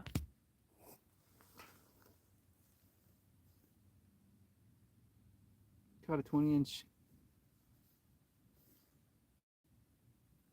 Oh, oh, oh, oh. We got a fish right underneath the ice here. Hold on. Hold on, hold on, hold on. It might be a... Oh, that's a lake trout for sure. This is probably going to end poorly for me, but since I have 2 lines down.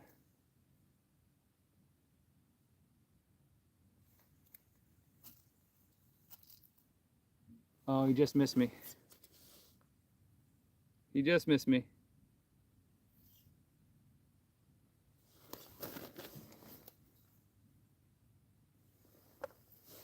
Going super slow. Had to be a lake trout. And that's what I was worried about.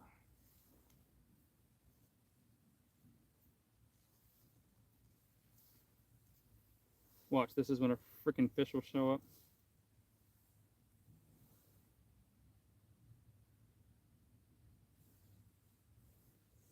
Come on, bro.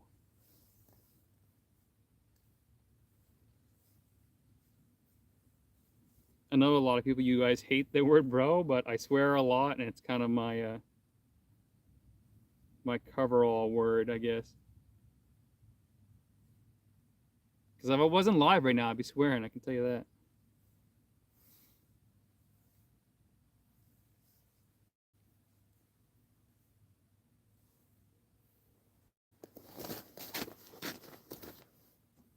Didn't I say this wasn't going to work out for me? Like when you fish enough, you know what things are going to not go properly for you.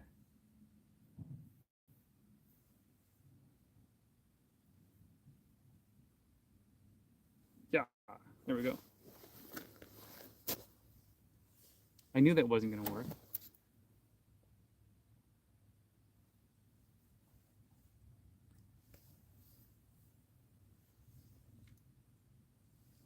Checking my line for next.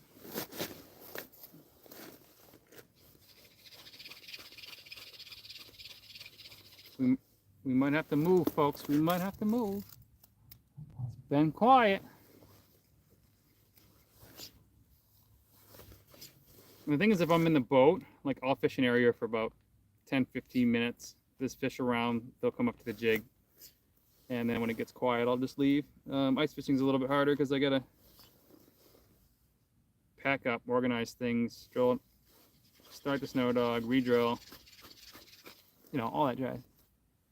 Ultralight, do you like? I don't fish ultralights. I don't fish ultralight anything. Actually, the only thing I fish light is fly fishing.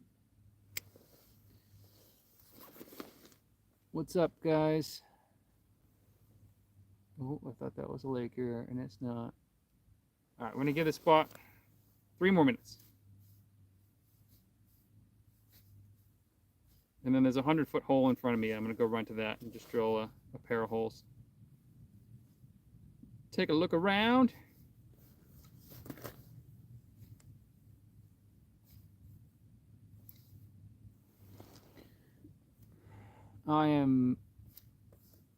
I do like ugly sticks only for the jaw jackers. They're not the best rod for it, but they're the cheapest rod out there.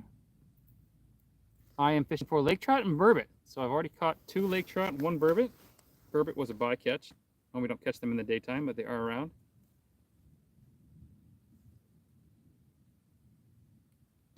Which I really, really wish I brought my underwater camera. I could see if there's a bunch of rocks down there. It's hard to tell with, I mean, it's easy to tell with live scope compared to anything else, but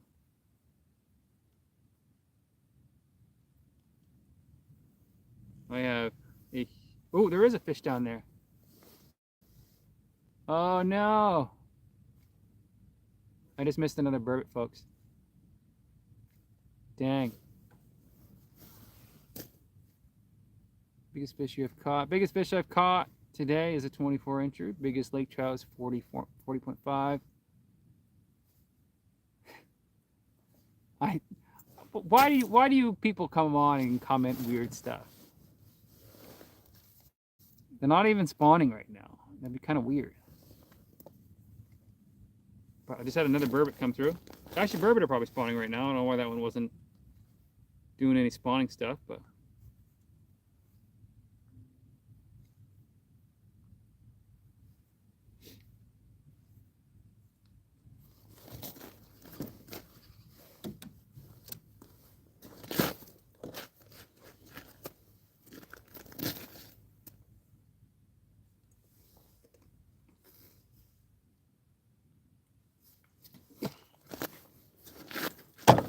All right, what did I say? 2 minutes? Let's go.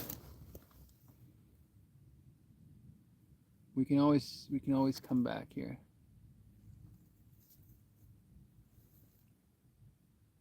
I'm trying to see if there's any fish around before I reel up.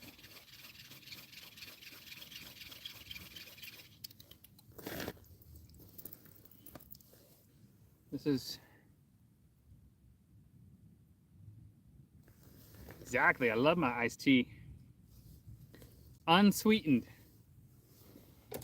Trying to watch my girlish figure. All right, where should I fish next? Should I go fish another hump, or should I go fish this 100-foot hole in front of me? That's the question.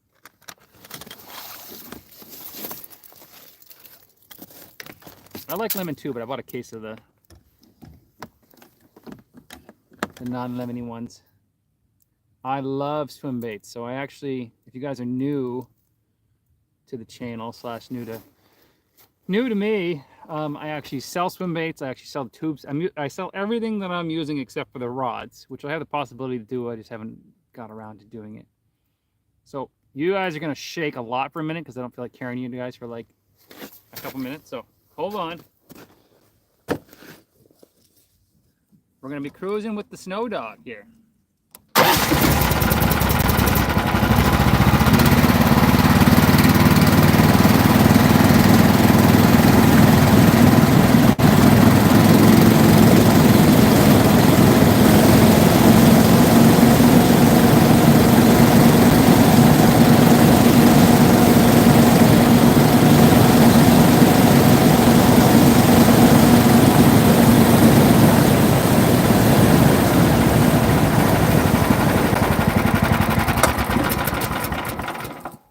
And we're here.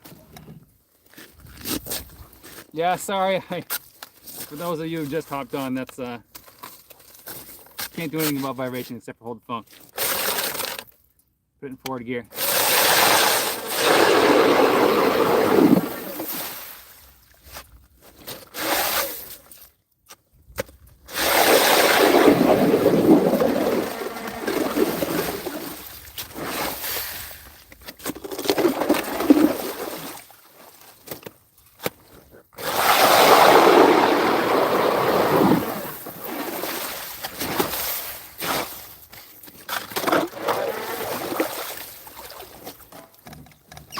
And if you folks want like the Ferrari of augers, go with Ion. Holy crap, is that thing nice. I've used the Light Flight, I have the pistol bit, I've used K-drill, I've used hand augers, and I have the pistol bit. And since I'm not carrying it, I opted to go with the Ion today. I am 35 years old, about to be 36. And we're in 100 foot of water right here. So we are dropping down the big tube because I ain't got time for the little guy. Ice is 11 inches. I just measured it about 30 minutes ago, 10 minutes ago, something like that. We're dropping down a 3/4 ounce flying chartreuse tube. I think this one glows actually. But yeah, 35. I do YouTube full time. I do, well, part time. I do consulting work on the side to help pay for some of this addiction stuff, and to basically keep up with my practice of doing consulting work. It's a good skill set to have, something to fall back on if it decides to cancel me one day, which you never know what's going to happen. Yeah, I look extremely young, but I always have bags. Ooh, we got freaking lake trout underneath the ice. Ooh, they could be rainbows, actually. Ooh.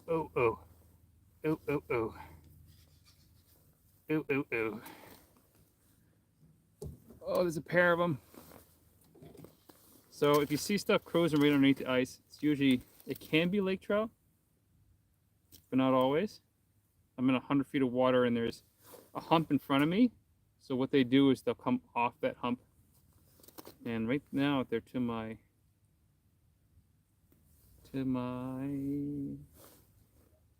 right arm over here. I am in New Hampshire. I'm on Lake Winnipesaukee. And before I even got the freaking thing down the hole, I got tangled.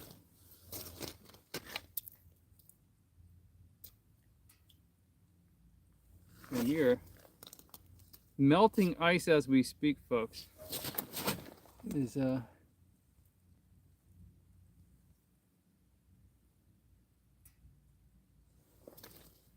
definitely melting out there. So I see fish below me. Sorry, I'm really juggling rods over here.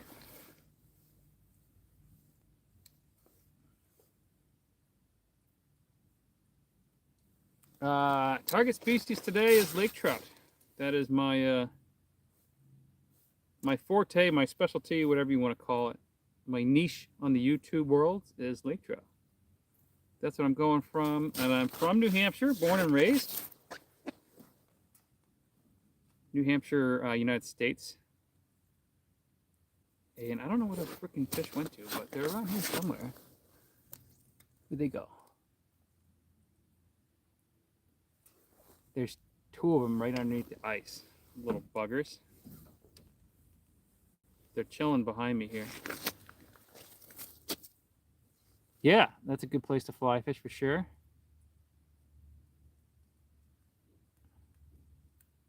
From north of the border. The one problem with tea is it makes your mouth freaking sticky. Even though it's sugarless, it's just like, yeah. I'm still gonna drink the rest of it so I can stop doing that and drink normal water. But there's 3 Lakers or salmon that are just chilling underneath the ice. They could be rainbows too. Rarely do I see a white perch suspended this high up.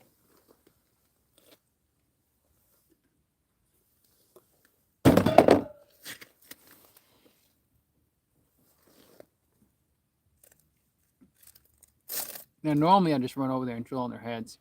We do have landlocked salmon here, but we cannot target them through the ice.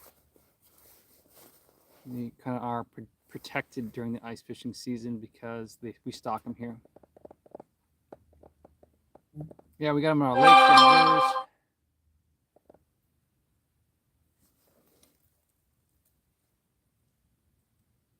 That's a whole freaking school of them. Come over this way, guys. All right, what I'm going to do, I'm going to drill a hole and see if they'll come over this way. Make some noise here.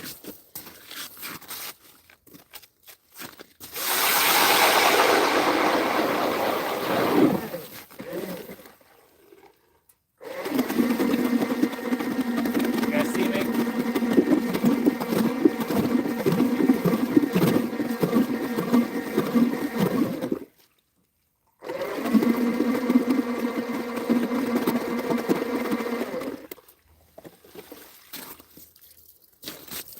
So if you freaking phone's going off, how big of lakers do you catch in Winnie? We have co-hosts mostly some Atlantics and Great Lakes. Yeah, that's I got to fish Ontario. I fished I fish the Salmon River, which is that Ontario? I'm not good with Canadian provinces. I don't really know why. I'm just not good with them. They're coming this way. Average Lakers in Winnipesaukee are anywhere between 16 to 20. A good one was like the one I caught today is in that 24-inch range, which is not uncommon. My biggest one's probably, I think, 25 and a half out of Winnie. I was doing a how-to lake trout video and it came in.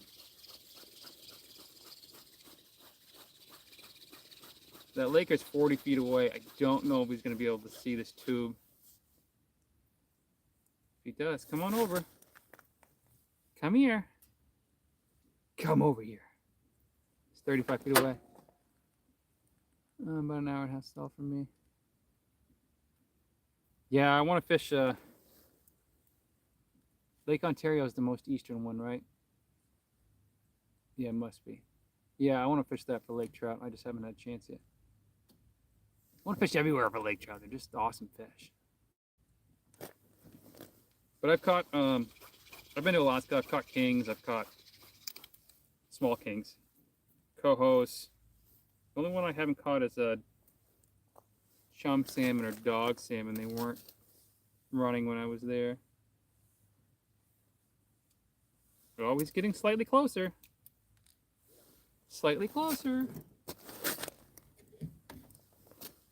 Oh, and before I get interrupted by the last fish the last 4 times, these are Circle Tackle rods. So made by Circle Tackle. He's out of Massachusetts. And this is their pike, lake trout, and walleye 36-inch rod. And it is what I use for pretty much everything. I do have walleye rods that I use with them too. Just not as often.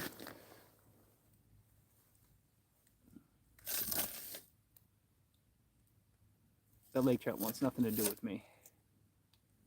Or salmon or whatever it is. It's just kind of chilling up there in the water column.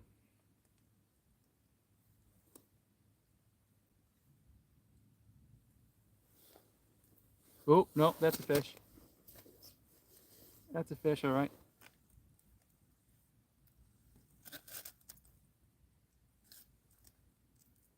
The heck is happening here? Never mind. Just when you get down to the 100-foot range, things start to get a little bit wonky.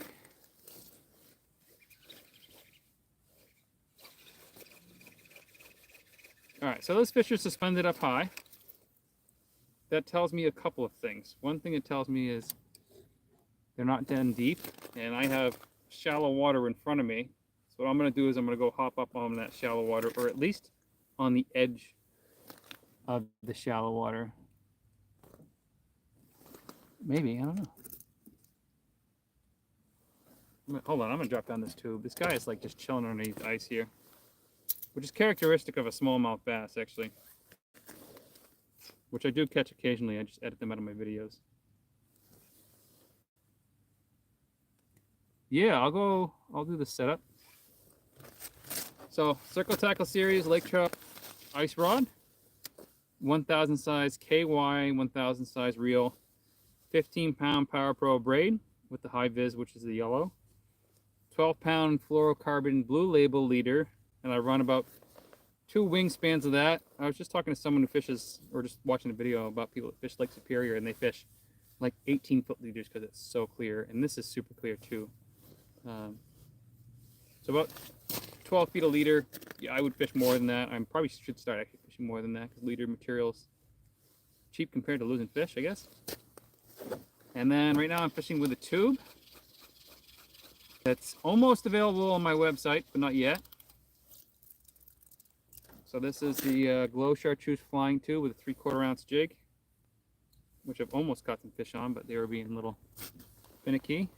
What I've caught the most fish on today is this little tiny tungsten, 7 mil tungsten, which is basically like 0.15 ounces, 0.2 ounces, something like that, with a Glow paddle tail on the back that I sell, and it's part of the Winnie kit, which you should be able to see if you get out of this live and go to any of my videos, you'll see the ability to buy it or find the link under benditfish.com. Not benditfishing.com, but benditfish. For some reason, somebody already stole that. That's my setup. And then since I'm gonna move and not shake you guys. I'll be nice.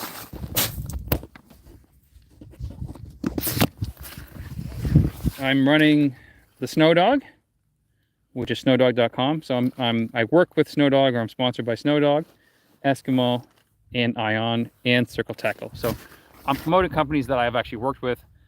Most of the stuff I got to try before I actually signed up with them. So I'm promoting stuff that works, not just because they're not paying. Some of them are paying me to do so. Some of them are pro staff. Some of them are sponsors. So let's go move the Snow Dog.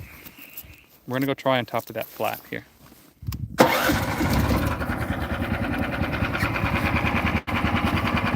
PB, that's a big freaking lake trout. I've caught multiple 38. Woo!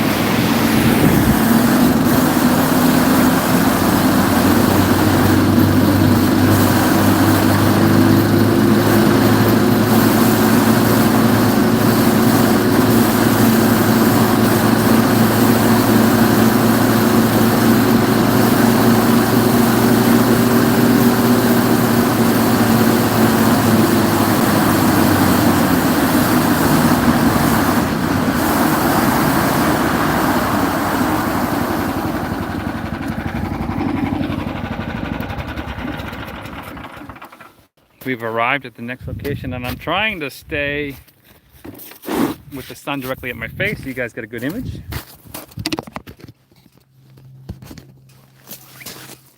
Which means I have to wear sunglasses, otherwise I'm blinded, so. Jeez, that scared me. So there's an airport, I think, nearby. It sounds like ice is breaking sometimes.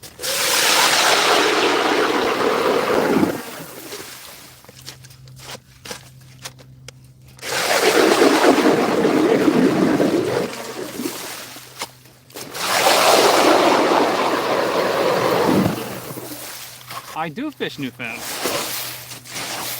Newfound is full of smaller fish. They actually they want you to keep fish 15 and over there. Not want you, the limit is smaller than here. There is no walleye in this lake, even though it would be a perfect lake for it. I think so. The fishing game doesn't seem to think so. And bam, and sonar, and live scope. Bam, bam, bam, bam, bam. So we're in 60 foot right now. And we're on, so I was just in 100. And I've just, excuse me, I was just in 100 and I just hopped up onto the side of the ledge. And my transducer is facing this way, so I can't see how steep I am, but if I go like that, still not that steep.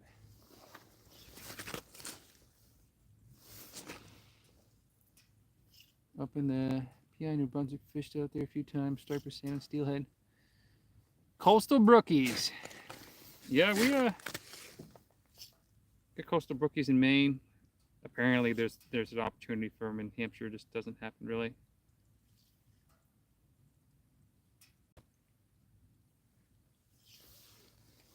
But I've actually been to Prince Edward Island a long time ago on a motorcycle trip. It was super fun. Broke a bunch of laws on the way up there speeding.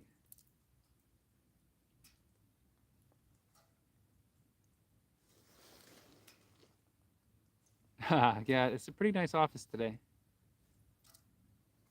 That being said, the reason I'm going live is so I don't have to spend more time in my office.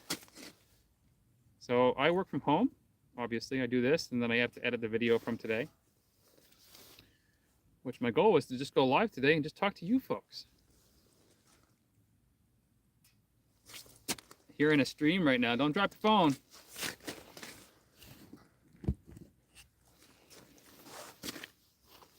Ooh, and I gotta remember to plug my phone in, otherwise the thing can die.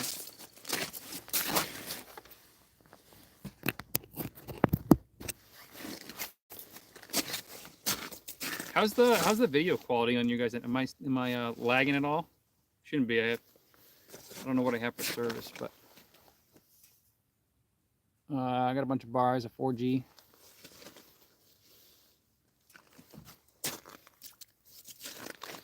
I have to use the facilities here in a minute, which I normally just do right while I'm on camera, but I can't do that today. What do you like to use for Lakers in 75 feet? I like to bounce 2-ounce tube jig tipped with smelt. That sounds like a good plan. I like to fish things that are pretty light. People give me a lot of crap for that, but I catch a lot of fish, so. Good, I'm glad the quality's good. Now I know. I wanted to fish a different, one of my, not favorite, one of the places where it's really slow fishing, but the fish are bigger. I want to go live, but the service sucks. And there's like, you literally can't even go on your phone or on any sort of social media. The service sucks so bad there. And it's one of the reasons I don't go, because it's so slow. And I have nothing else to do to keep me entertained. So I can't even go live. I can't even do anything else. Remind me if someone needs to know. A lot of people say I look like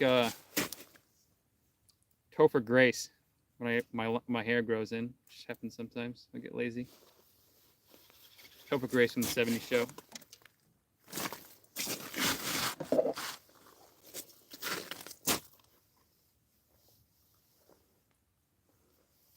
But yeah, for 75 feet, I usually use just a tube jig, kind of like you, or swim bait, 3/4 ounce.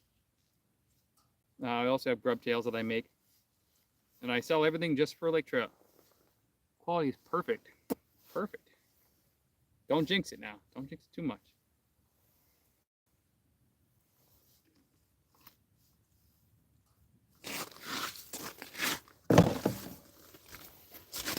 But for those of you just hopping on, we're on Lake Winnipesaukee. I'm Josh. This is Bennett Fishing, where I like to go live sometimes, usually at night, and I get a lot of people that come on live. So yeah, that sounds about right. Britt Tracy. I do not have a physical tackle shop, so I have just an online presence. I don't ever plan on getting into tack shops.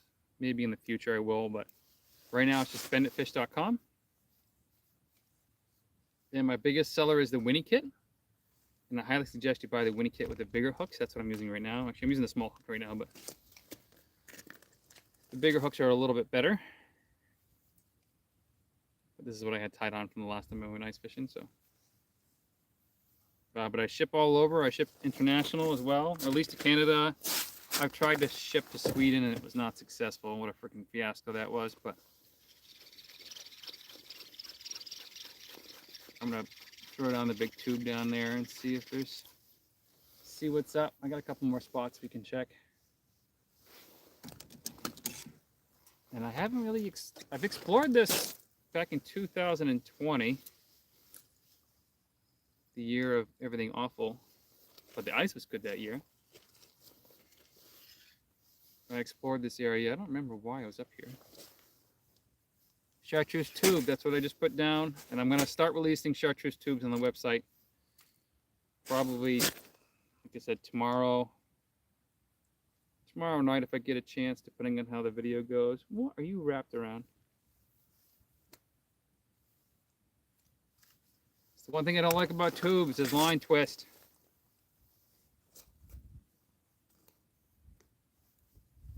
Come on.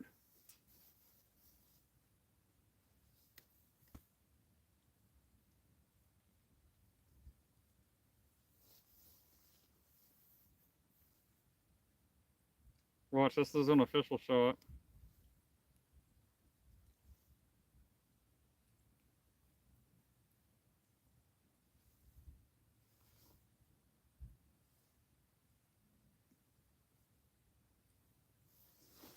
That's one thing I don't like about braid. There we go. Have you ever been to American River? No. Yeah, if it ain't no use, it ain't chartreuse. If it ain't chartreuse, it ain't no use. Clayton Chick's favorite saying. And they absolutely love the chartreuse. I fish with chartreuse swim baits too. every once in a while. They get pretty aggressive on them. I've had one fish chase today and 2 fish be a surprise. So surprise fish are always good because usually they hook themselves pretty good.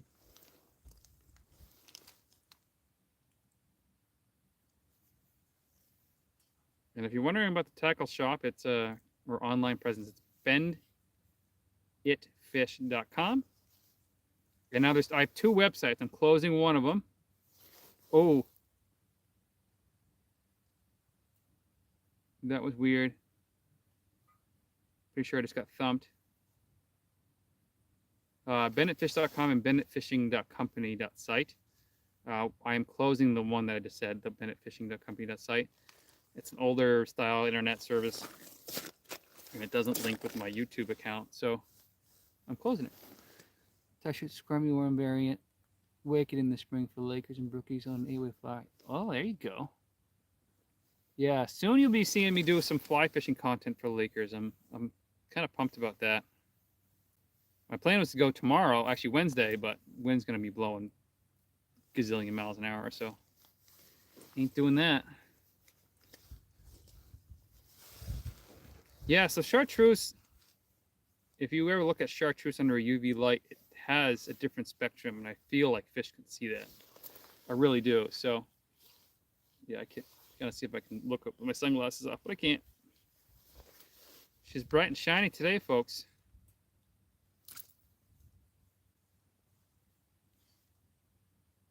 Bright and shiny.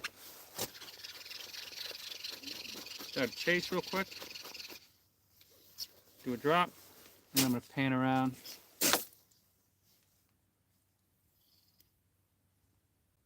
And another color, I was fishing for really finicky fish in a tailwater in Massachusetts. You guys can probably guess where it is if you know the area. And they are being really finicky, which they always are because they get hammered all the time. And I made this fluorescent bead. It was a pink head with a chartreuse thread body, and then this squirmy worm tail. And those fish just like tackled that thing because it's all UV, and it just looked differently than they're used to, and they just freaking hammered it. You ever fly fish for walleye? That's a fun. But I have not. But you know what? Have I? I think I've attempted to, but not caught any. I've only caught a few walleye ever. They're not very prevalent where I live. They're in the Connecticut River system, but it's about an hour and a half away from me. I mean, so is this, but a lot of walleye folks are shore guys. Yep, sounds like Newfound to me. See, Newfound, they can get pretty picky. I've had awesome days there. Same with here. Really awesome days there. And days where it's just like, what are these fish doing? Like, they don't even want to eat.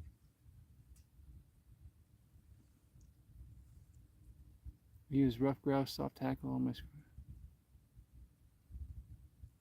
Interesting.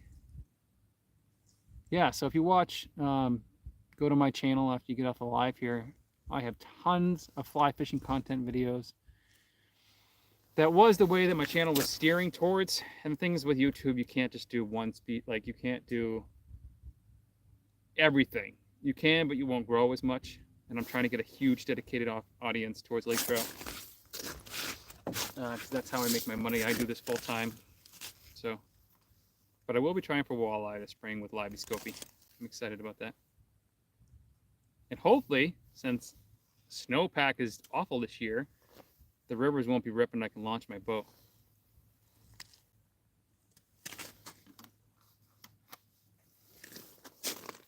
All right. You folks get to decide where I'm going next. How about that? Actually, hold on. I might see a fishy.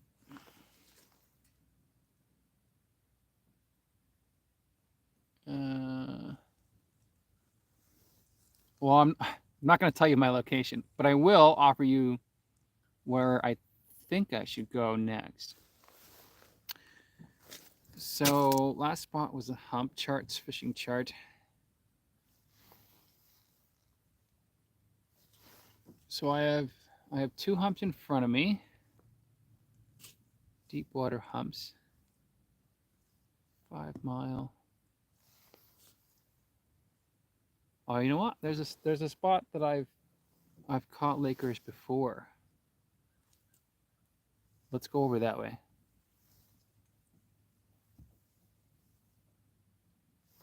I got a 0.65 mile run, so I'm gonna take you guys off of that.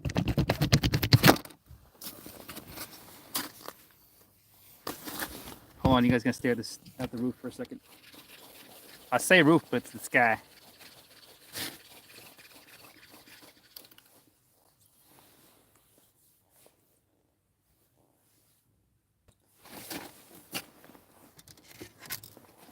As far as this GoPro is concerned, I'm just moving spot.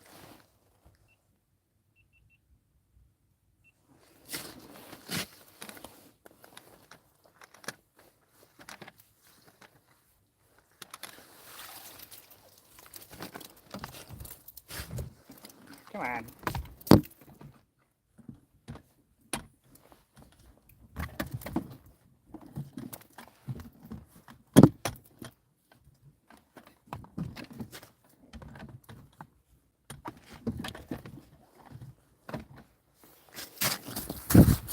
All right, I'm back.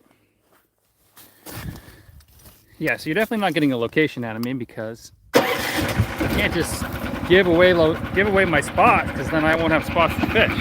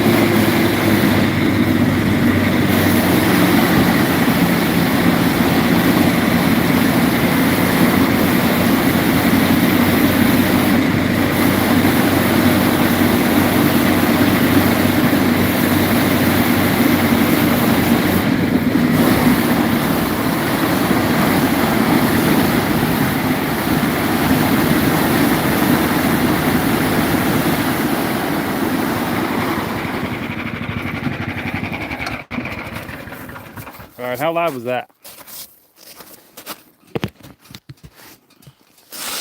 Was it super loud? Give me 1 minute.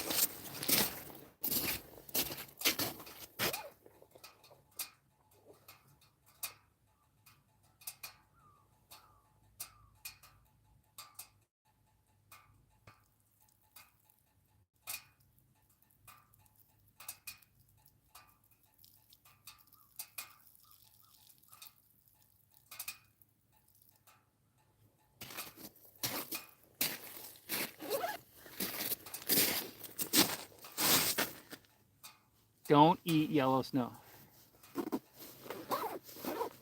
And the sun is going behind the one freaking cloud in the sky, of course. But I've caught fish here before, back in 2020.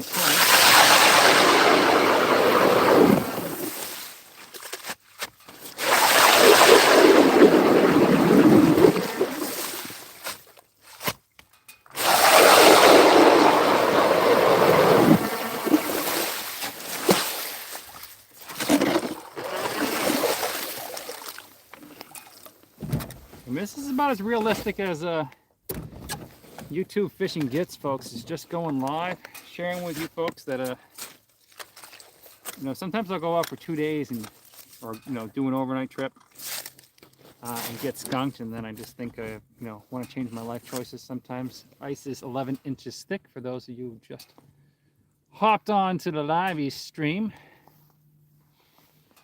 Ooh, ooh, ooh, ooh, ooh, ooh, I see a bunch of fish. Which mode are you in? Maybe not. No, it's weeds. I'm excited there for a minute. What is happening? I'm in 30 feet. I'll drop down anyways. Thank you for saying you love watching my stuff. I appreciate it. And this is like I try to talk as much as I can into the camera. Some people say I talk too much. Some people I don't talk enough. Like I'm not interactive. But being live like this is me. And I am definitely more like interactive when I have someone fishing with me and not just talking to myself. Talking to you folks, answering your questions. Ask any questions you want as long as they don't get flagged by the YouTubes. And my plan is to stay live until I gotta be somewhere at 5. Something. I don't remember what the message said.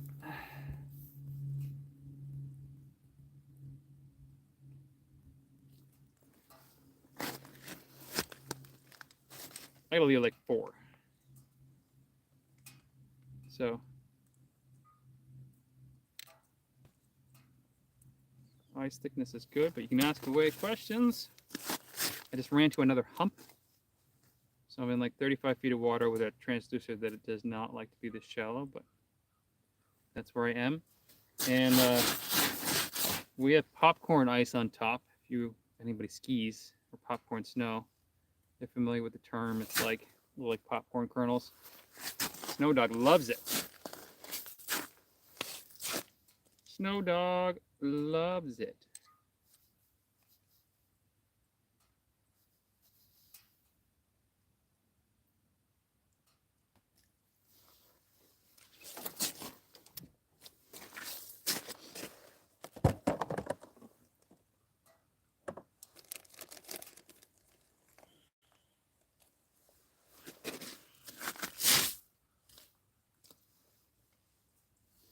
I'm going to take some photos, which I never do.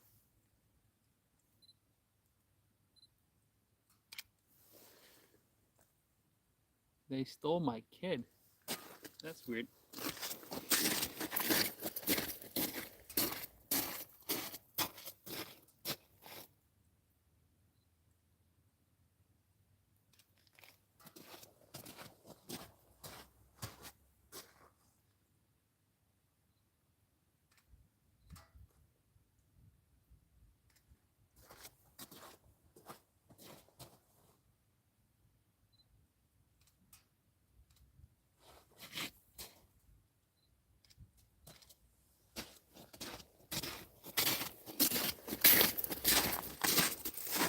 Sorry, part of the sponsor stuff is I owe them photos, so. Track.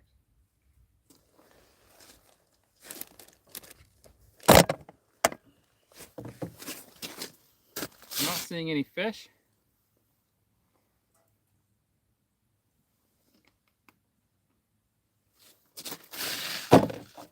And I really wish that sun would come back out. Now I'm cold.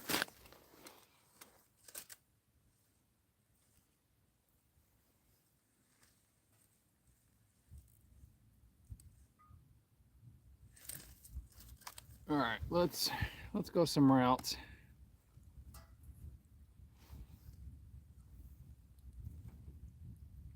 Ooh, that's a really shallow hump. So I have another hump that's out that way on untested ice. This thing will not overheat even during the summertime. So they suggest you run the hood open during the summertime because it's air cooled. But I don't run it during the summertime, so it's not a big deal. It does not have high faxes or anything like that. It just has rubber bogey wheels. I mean, we're looking at main lake stuff, folks. Eesh. Do I want to sink the snow dog while I'm on live? Probably not.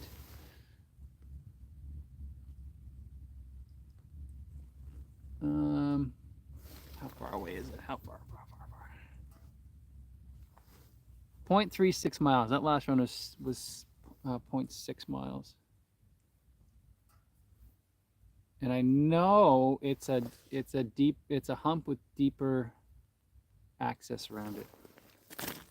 It's tempting. It's tempting. This might be a long shot here, but it's freaking looks beautiful. And I think I did my how to ice fish video on it. I think. Not how to ice fish, how to lake trout ice fish.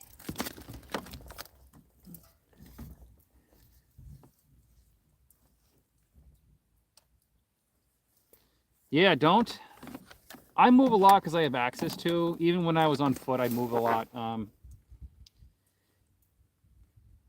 Winnipesaukee lake trout are finicky. They're very picky. It's when you see the guys up in Canada and stuff, they're fishing for fish that have never seen a jig before or never seen a fisherman before, in my opinion, some of these guys.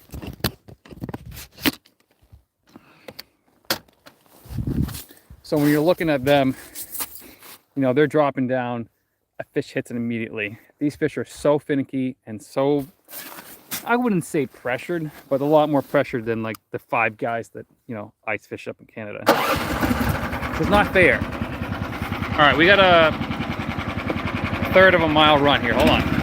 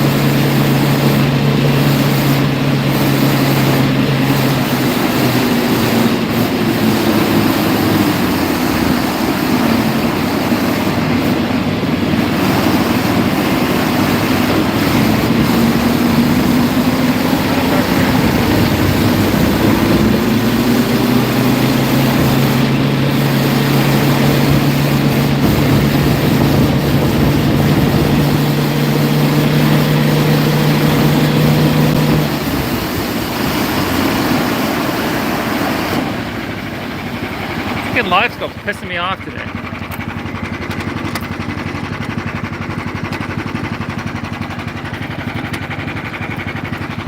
Keeps wanting to fall down.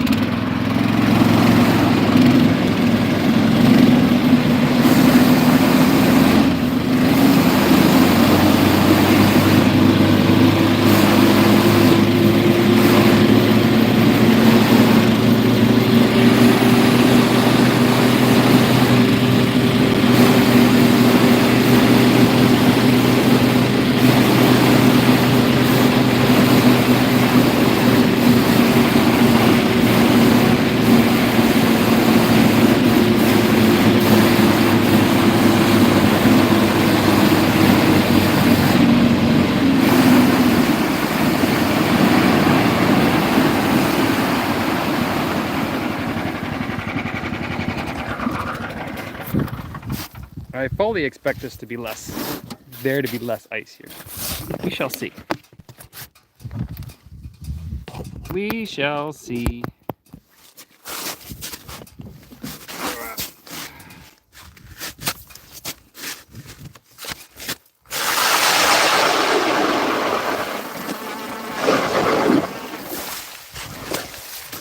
Nope, same amount, surprisingly.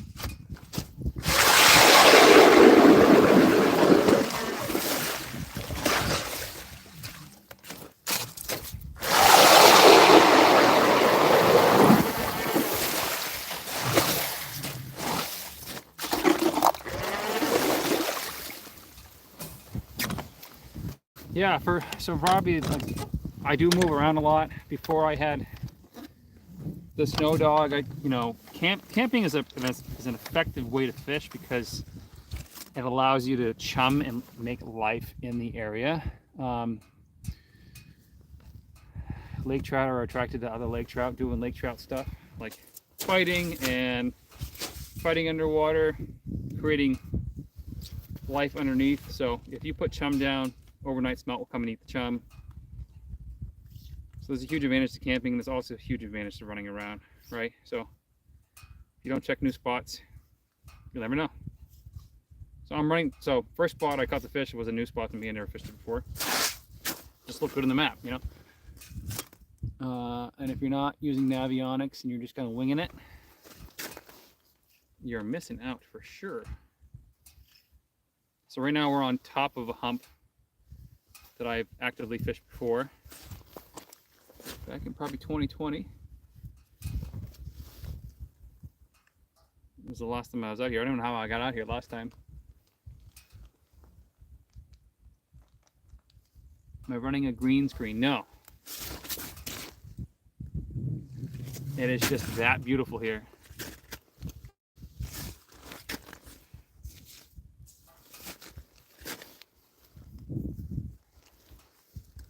For those of you who just hopped on, I got a couple more people that hopped on, running at 2.5 hours almost.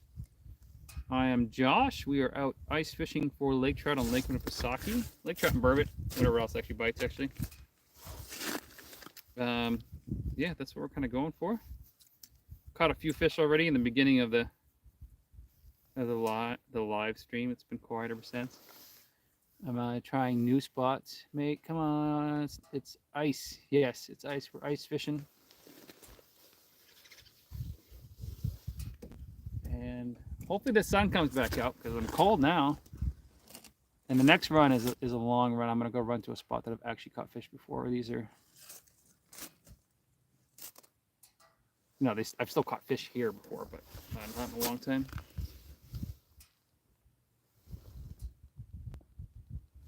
$2:16 in the morning. Yeah, it's 2:46 right now.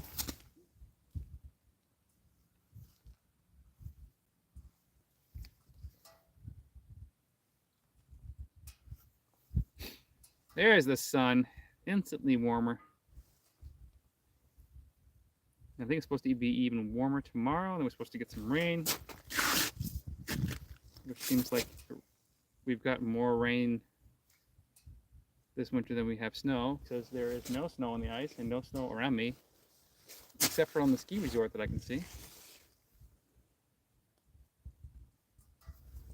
Hi, Mara. Where are you from? I'm from the United States. I'm in New Hampshire in the United States. So Boston, New York City, close to there. About an hour away from Boston. I was just down there actually.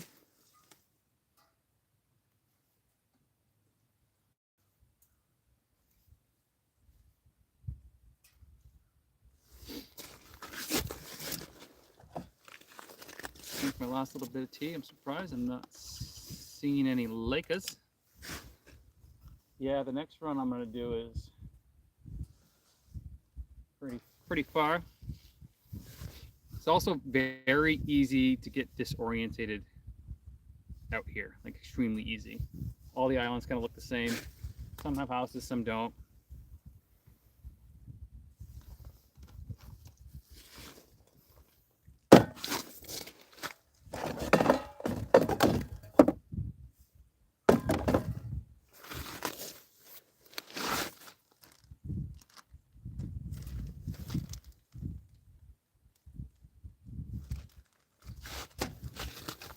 haven't even put down any chum today. But it's 3 o'clock now. I'm going to be off the water by 4. Oh no. White Horse, Yukon. Now, so I've actually been in White Horse in the Yukon years ago. Drove from basically New Hampshire up to Alaska. Super fun. It's about Alaska on a daily basis. I know the Yukon's not Alaska, but we spent a little while in probably White Horse a couple of days. Back in 2018.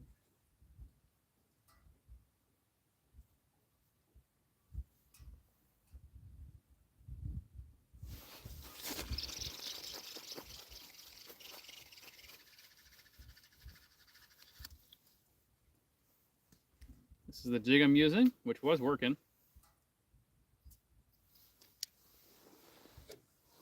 And either I'm finding spots that don't have lake trout on them,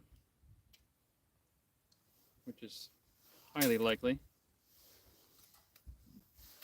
There we go.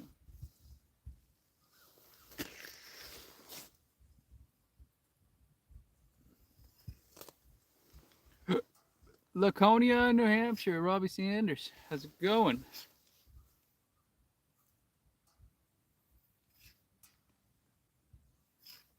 For the I don't know what the pressure's doing. I think the pressure's pressure's probably rising or plateauing right now. For a bluebird sky day, fishing's been pretty good. Missed 2 fish, caught 3 fish. Normally I see a lot more. I stopped at my honey hole spot, which appears to have dried up.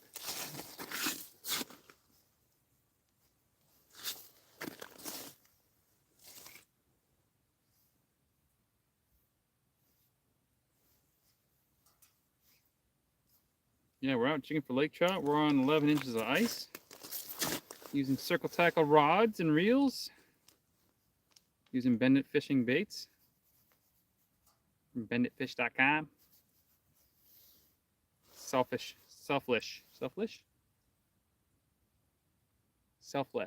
plug for my business. Which you guys should go buy some stuff right now. I'm using 15-pound Power Pro braid and a 12-pound Blue Label Seagar fluorocarbon leader that's about 12 feet long. Well, I start with 12 feet. Right now it's like 6. Because I've gone like 3 or 4 fishing trips without changing it out.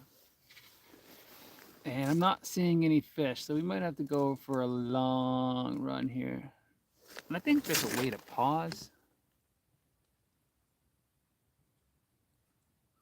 Oh, that's weird. I can highlight stuff. I didn't know I could do that.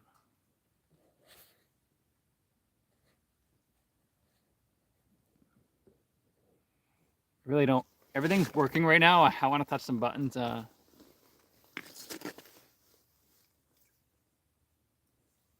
everything's working right now. I don't want to mess with it, you know.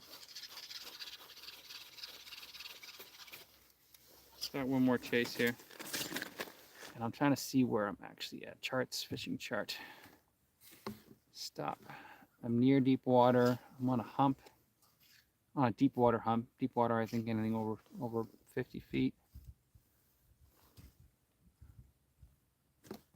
I'd really like to go out that way, but it's just asking for trouble.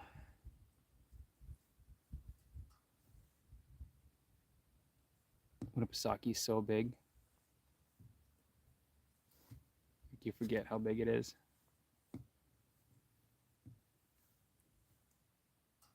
And I'm almost 2 miles from where I launched this morning, or this afternoon actually.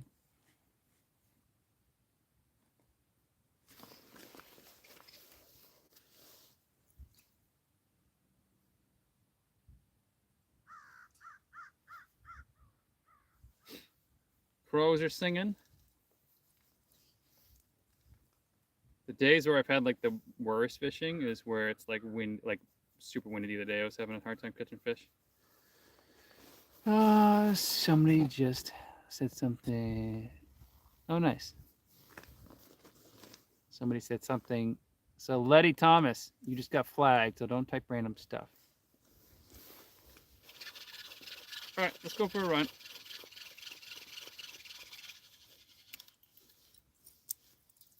This is one of the tubes that I sell and make. It's not for sale quite yet because I've been slacking on listing it on the website. Mainly because I try to fish, do a video, and then release it at a video point. But I been slacking on that. And I actually have a pretty cool video for you guys. Up and posted, but it's a sponsored video, and the sponsor is being a pain in the butt. So I can't release it quite yet.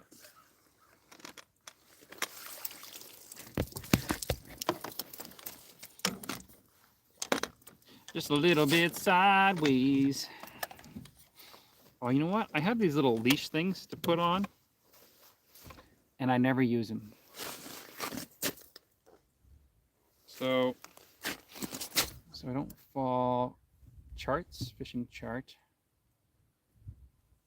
I have to go find one of my spots. Go to. We got a 1.5 mile ride at 20 miles an hour. Well, 15 when I'm using one hand here. What type of rod do I have? I have the Circle Tackle Laker rod. That's what I'm using. So if you guys want to hop off, well, you guys can stay on the live stream if you want. It's going to be a long, noisy, bumpy ride to get over to where I'm going. It's going to take a little while, so stay on. I'll try to hold it up, the phone up as stiff as possible, or as, not stiff, less bumpy as possible. We got a bang at you here.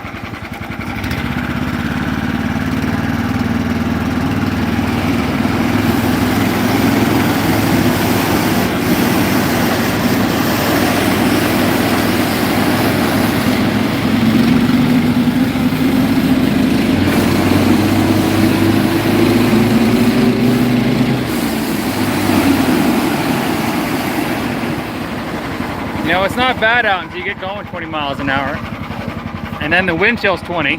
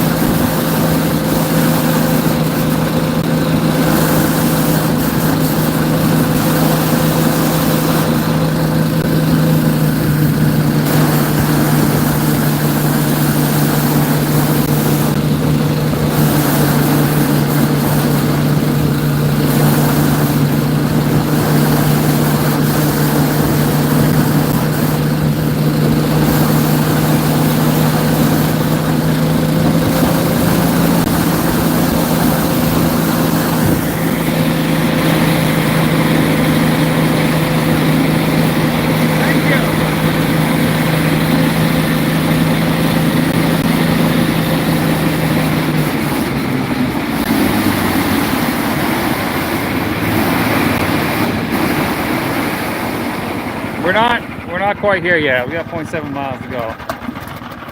But I can't, we're not quite there yet. I got 0.7 miles to go, but I can't feel my left hand right now, so. I should have brought my gloves. And this spot looks good. We're on a reef with kind of access to, it's just slightly taller than around us. We have 53 feet around us. We're coming up to like 40 something. We're gonna drill just a pair of holes for the deucer.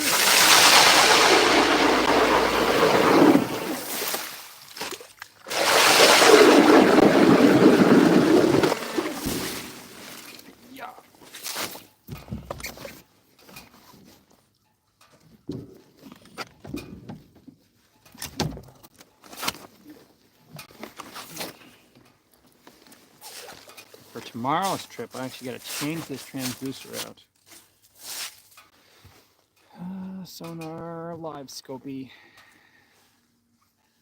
Yeah, we're pretty shallow here. 35 feet or so.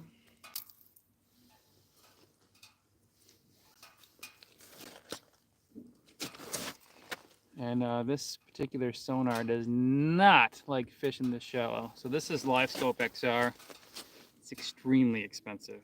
Like just the transducer part, like the cable and the head unit, it's $2,500,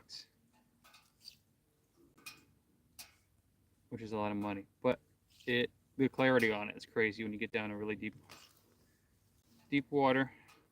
Not like this, but.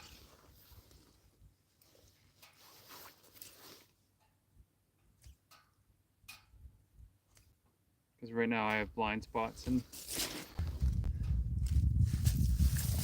smelt is the primary food source. Most of the ones in this lake are in that 1.5 to 2 inch range. There are some jack smelt in this lake. It's not, I mean, they are common, but not as common as pin smelt, which is what we call them, just tiny babies. So I sell 2 inch baits here. Here in Central New York, we using a green light, micro jigs, anti-flies. Yeah, so we jig for them here in New Hampshire too. They just changed the regs so we can't do it on our big lakes. There's a few ponds that have abundance of like the jack smelt that you can go jig for, which I've done before. There's an older video on my channel of me doing it. It's pretty fun. We got snow dogs. Ooh, frick. Oh, I thought that was a fish for sure. Hold on.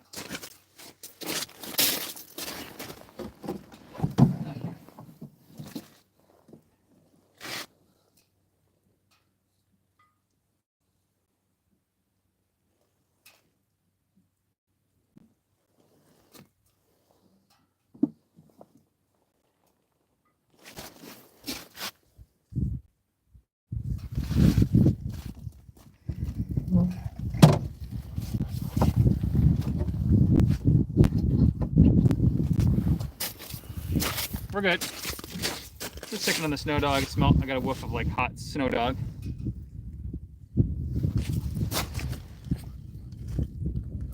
Thank you, Nick. Yeah, thank you. I've worked hard on finding molds and perfecting the recipes and stuff that I sell. I just recently did a video about the difference between like lake trout baits or tube baits compared to like bass tube baits or even bass swim baits. The plastisol, like the plastic that I use or the rubber that I use, is way more rugged than normal bass stuff. So it lasts a lot longer. It can deal with the lake trout teeth. It can deal with being rehooked multiple times compared to normal bass stuff. So try to provide the best value. And most of my stuff glows in the dark, which matters a lot to lake trout in that UV spectrum. I don't know if they've done studies on bass and UV or not. I'm sure they have. Oh, here's a lake trout. Oh, here he comes, here he comes. Oh no, he dropped. Come on, come back. Come back, he's all over it, guys. He's all over it. Oh, it could be a burbot, actually.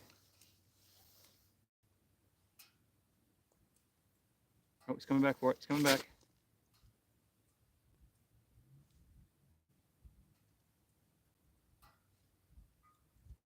Oh, I just spoke to him, I think.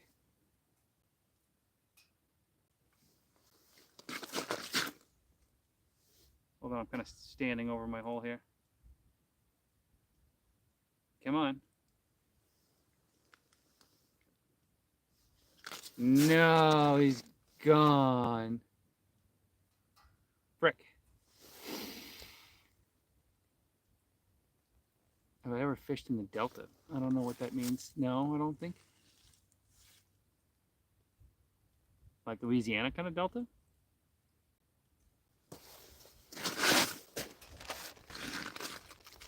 Also, that jig was not tipped with anything.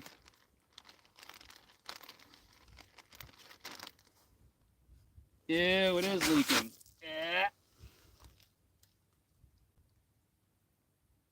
What? Freaking, I got a chum bag and it's double bagged. And she still wants to leak.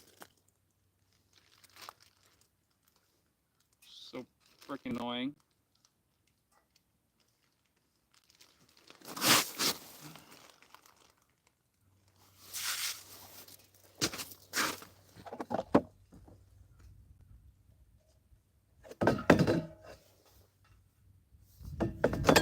Use my water bottle. All the other stuff's gonna be coated in frickin' fish slime. Favorite fish to eat's probably crappie.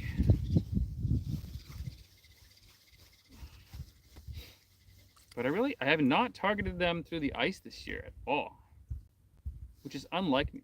You know, I normally love targeting crappie through the ice.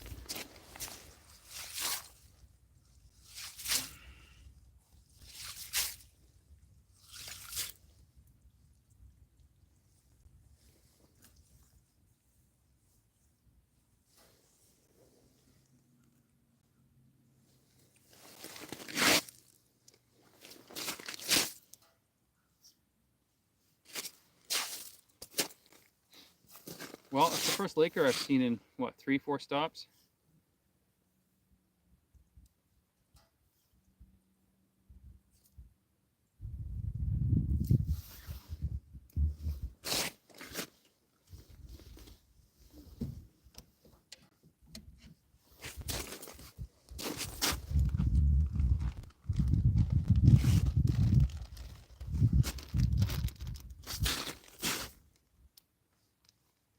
This is why I normally fish without chum, because it's such a pain in the butt. It leaks everywhere.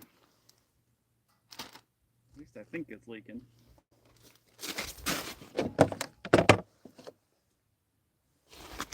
It's definitely leaking. Gross.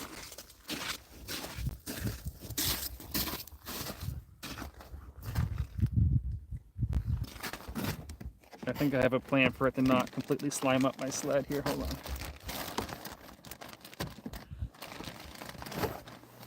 on.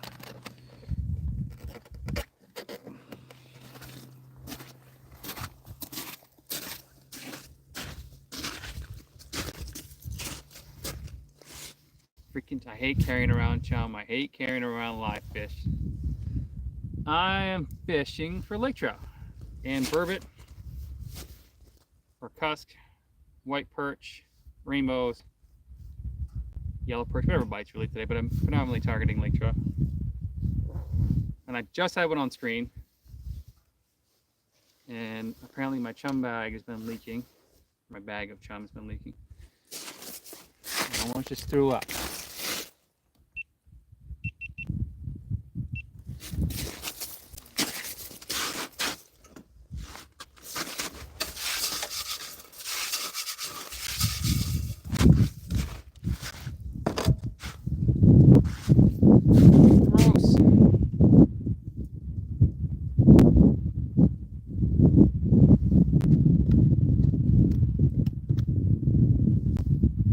Iced tea.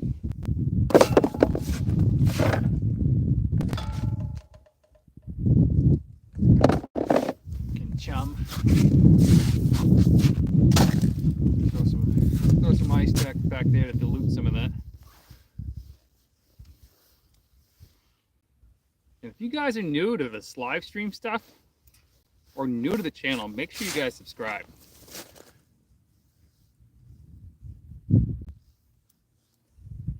Yeah, I just caught my first. I haven't really had a target permit. Oh, Finland. Yeah, they spawn in February, March for us. I've yet to catch them in like the burbot ball style. One of these days I will. But yeah, they're probably still spawning underneath the ice. And just caught my second ever daytime burbot. About 2 hours ago. So we're on my second live stream actually.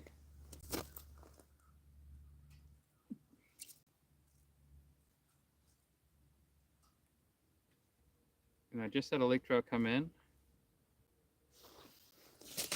and chase for a little bit and then ignore me. I'll be right back.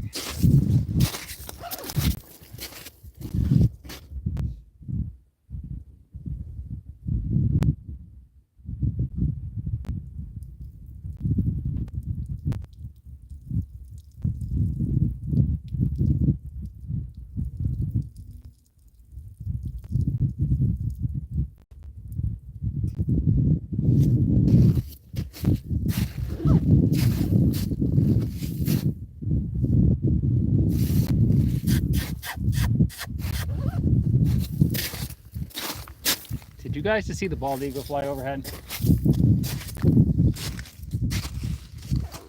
That was pretty sweet. America right there.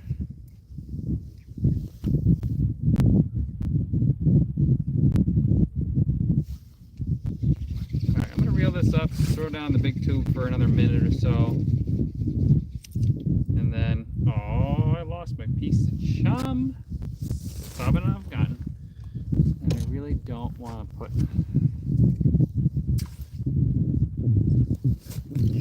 another piece of chum on. So I have to cut it off of a giant piece. And my plan is to eat dinner after this, so I'm throwing up. The fish mouth is just so hard to go with hands. And you have the ability to hit that little thumbs up button on the thing. I can see that there's 10 so far. I'm sure there's more than that, but I feel like live streams are funky on analytics to begin with. How I look on them after the fact.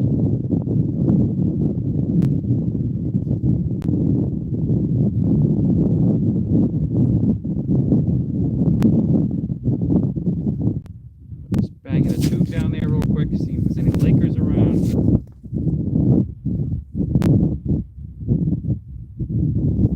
Ice is slowly melting. We got popcorn ice on top, which is always fun. Snow Dog loves it.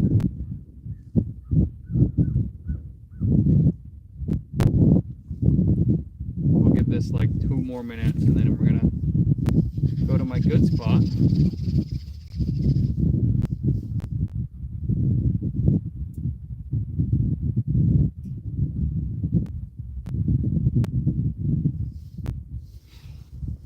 I love fish. What's up, Josh? My name is also Josh, if you guys just hopped on. Joshua. And we're on the ice jigging for lake trout. And some people seem to think it's a green screen. It's not. We just have not giant. We have mountains behind us. Bluebird skies almost. Even though it looks like there's a big dark cloud heading my way. But it'll take a while to cover the sun, which is nice. 45 degrees out or so.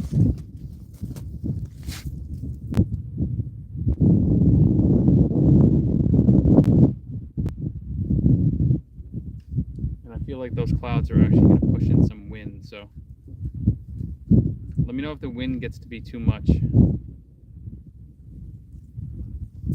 Cell phones do a pretty good job of noise cancellation, but I don't know if it does it while it's on live stream or not. All right, just that one lake trout here.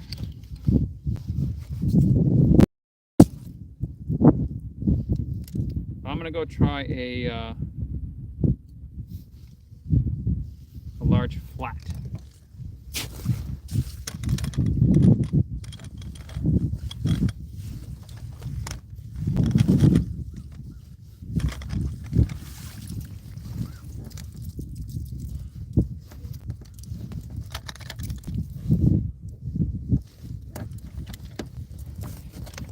A large flat next to a ledge, a shoreline ledge, which is always better than, no, not always better, sometimes better than a normal ledge, I guess. Alright, got that. I'm gonna grab you guys so you don't vibrate like crazy. Go back, charts, live chart.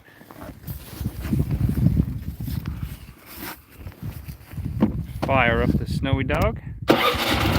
And if those of you just hopped on, this is the Snow Dog machine made by snowdog.com.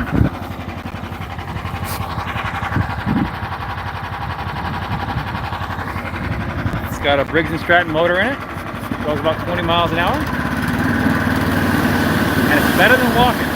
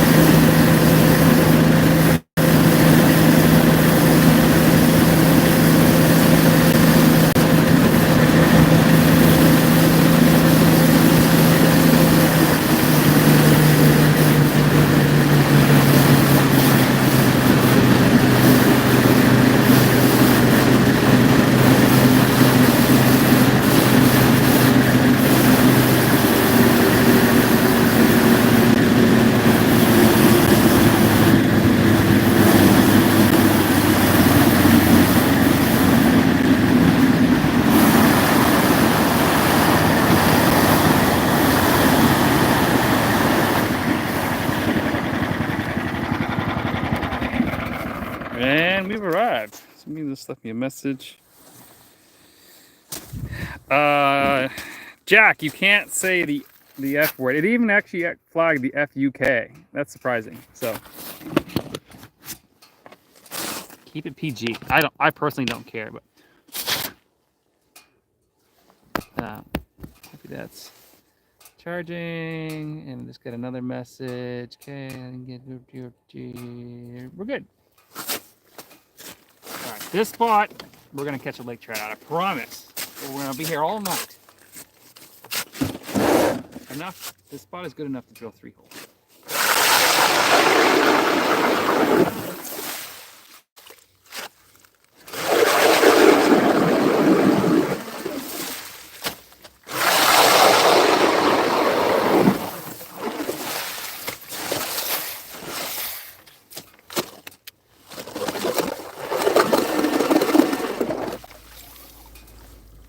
I love ice fishing when it's above freezing.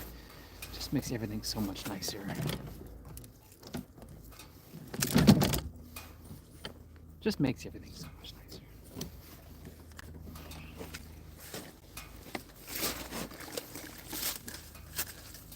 Braid doesn't freeze, the line doesn't get stuck to the ice as much. Right, we're gonna stop that there. Sonar, live scope. Oh, there's one down there right now. There's one down there right now. Crap, crap, crap. Jig's all messed up.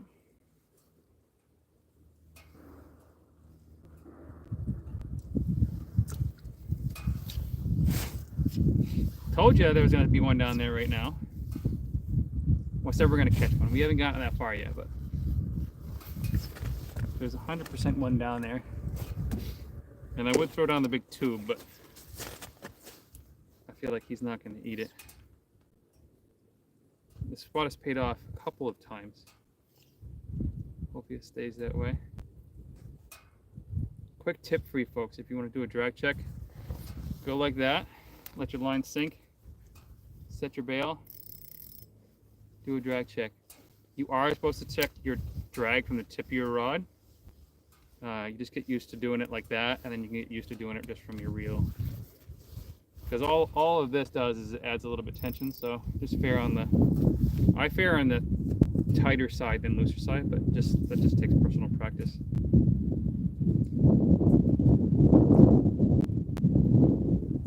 There's the wind that they were talking about.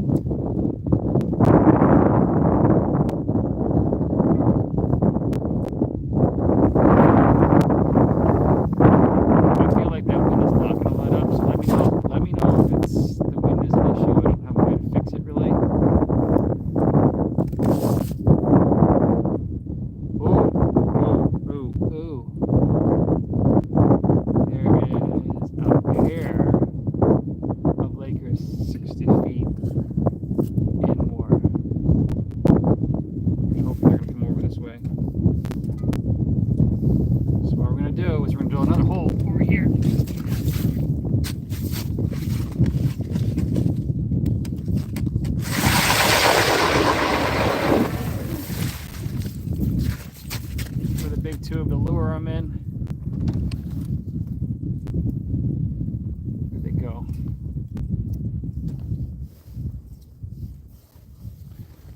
Where did they go? Gotta love live scope.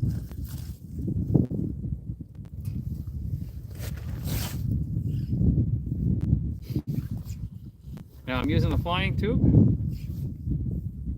Has tons of action on the wing tube.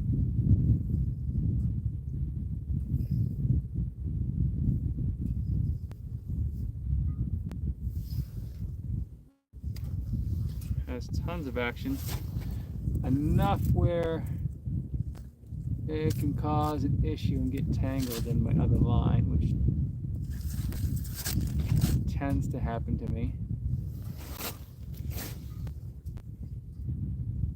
So what I try to do is pound bottom with it a bunch and then start a chase and get it up and out of the way.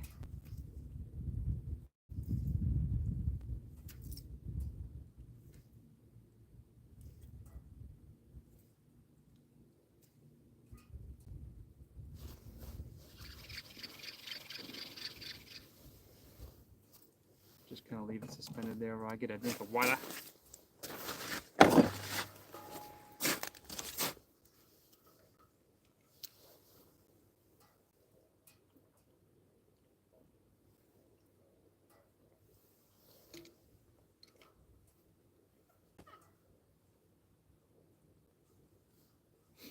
Somebody said this part of the lake was frozen, and it definitely ain't. That is open water as far as I can see in that direction.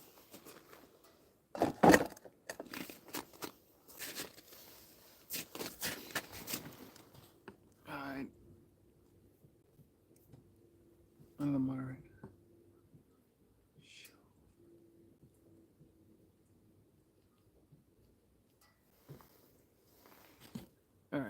Somebody comment. I don't know if comments have just froze for a second for some reason.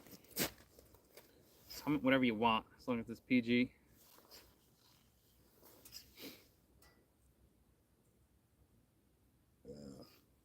Excuse me.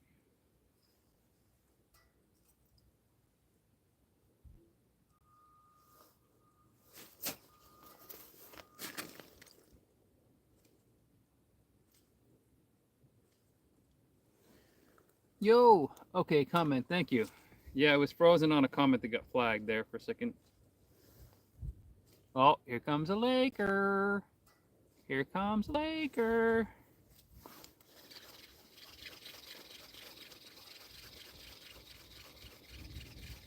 Here he comes. Here he comes. He's trying to sneak up on me. The goal is to not move my jig until he gets close. Oh, he stopped. Trying to move my jig.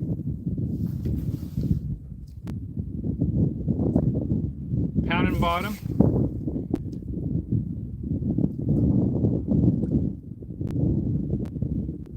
You're doing good. Waiting for them to... Yeah, I'm trying to catch another one for you guys. It's been a while. It's been at least an hour.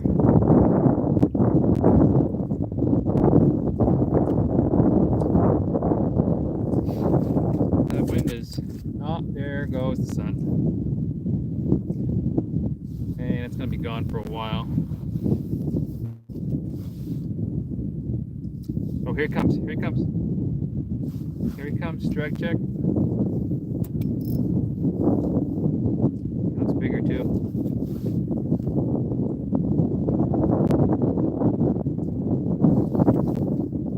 Oh, here it comes. He's flooring it. Oh. Oh no. He missed it. He missed it. He dove hard for it too.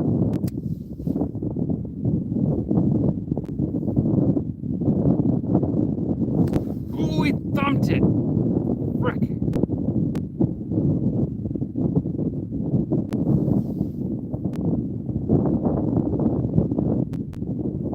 Come on.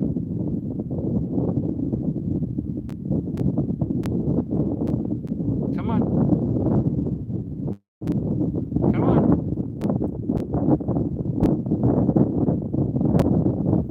Oh, he wants to chase.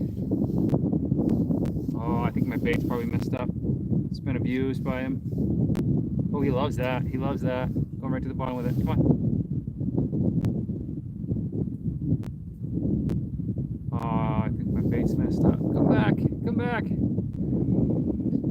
You guys can't see what I'm doing even if I flip the camera around. I can show you what I'm looking at on sonar, but then you can't see anything else really. Dang it, he pieced out.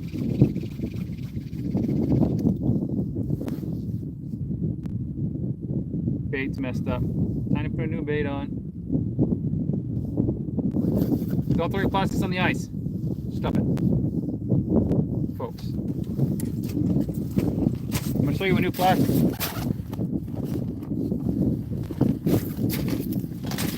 So these are the baits I'm using. This is the Winnie kit.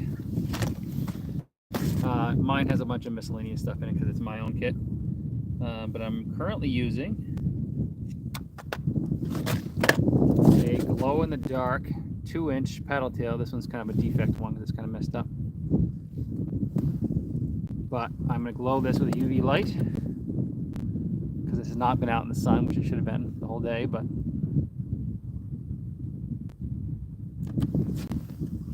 so that's currently glowing neon green, along with the jig head glows in the dark.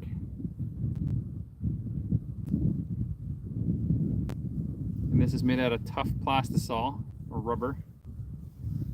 And that's the bait I'm using. Now I will tip it here in a minute when I get it down there for the opportunity to catch another fish. Ah, that wind is cold.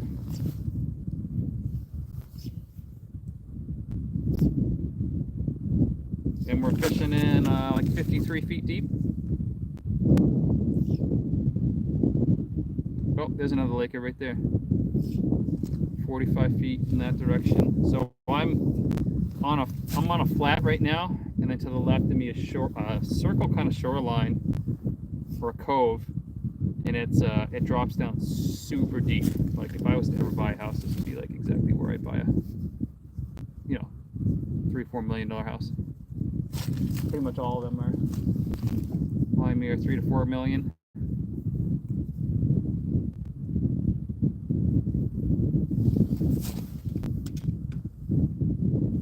I'm gonna dead stick that down there right there. Throw down the tubey tube.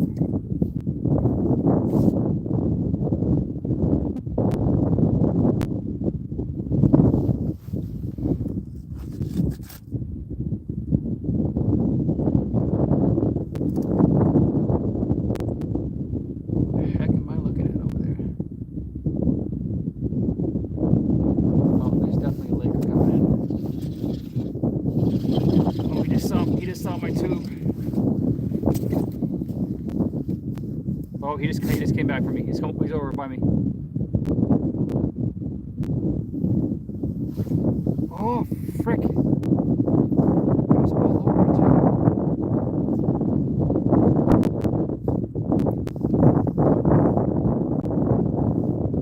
Oh, I spooked him. I spooked him. Come back. Come back.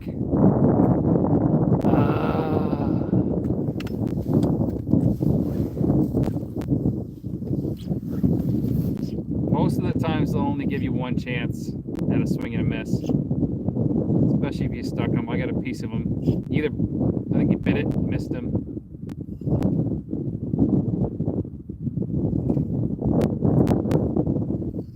It's probably that same fish actually.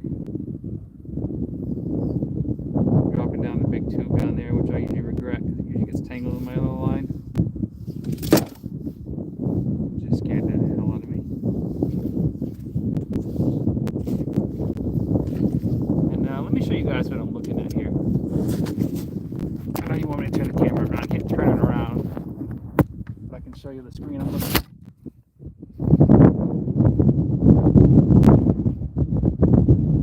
Can I do that? Yeah, so that's the screen I'm looking at. So what I'm looking at is these two little dots right there. One, the top one is my little tiny jig, the bottom one is the tube. And this is Live Scope XR. And I'm looking for fish.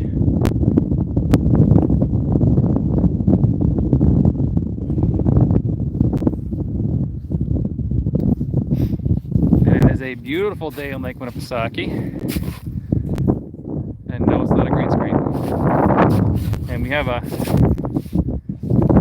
that storm coming in right now, which is why the pressure's probably changing. It's giving me some wind.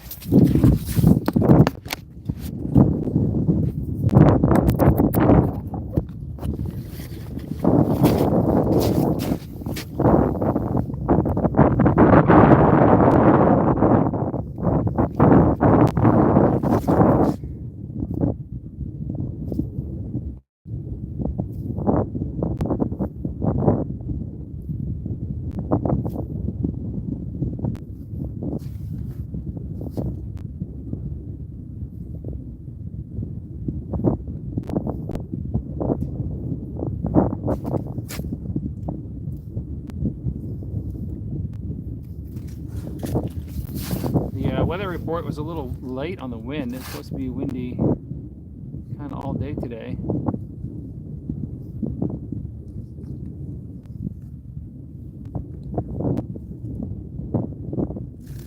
This is not Finland. This is New Hampshire in the United States, actually.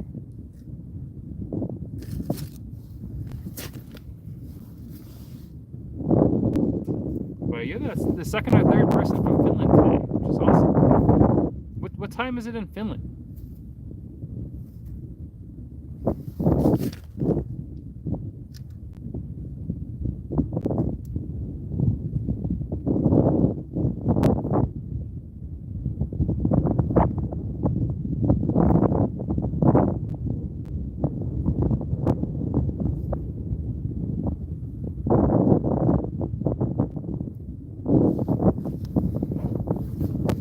wind is going right down my shirt. Oh, what is Eskimo is an ice fishing brand here in the United States.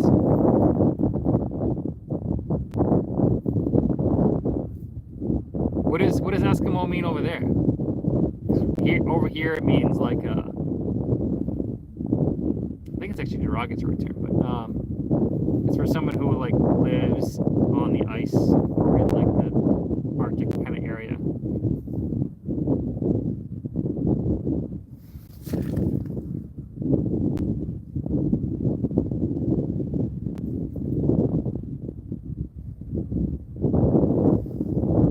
It means Iceman. Huh. Same thing as over here. You can literally hear, it sounds like traffic noise, but it's the wind coming across the lake from this cold front that's cruising across here.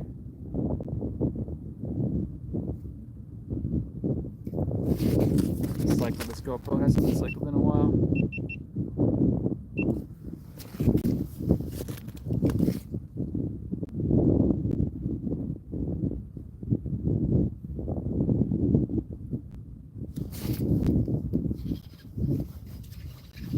Yeah, Eskimo is in the United States, it means, you know, ice person, whatever.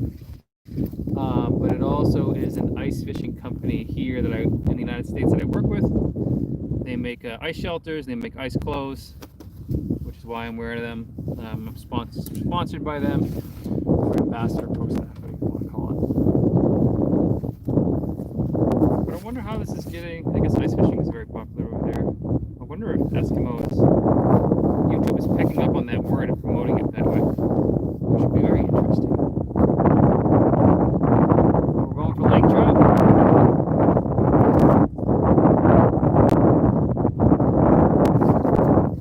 We were cooperating this morning and this afternoon, and now seem to be slowing down quite a bit.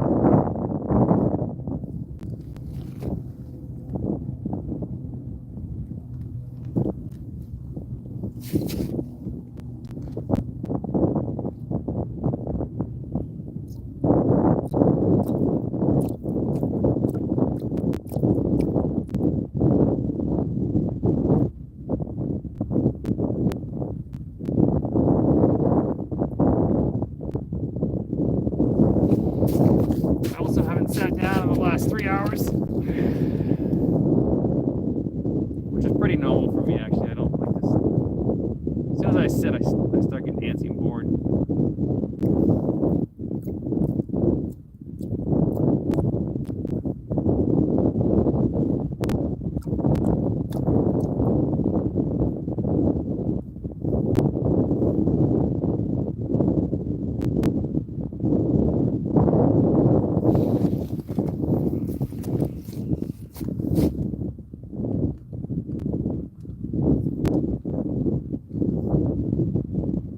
Fishing slowed right down.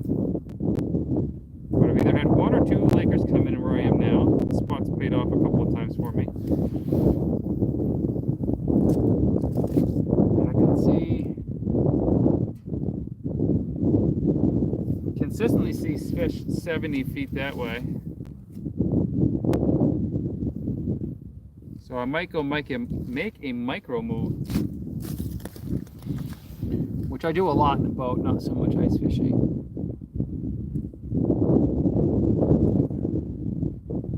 So give me 1 second. I'm gonna go paste this out actually. So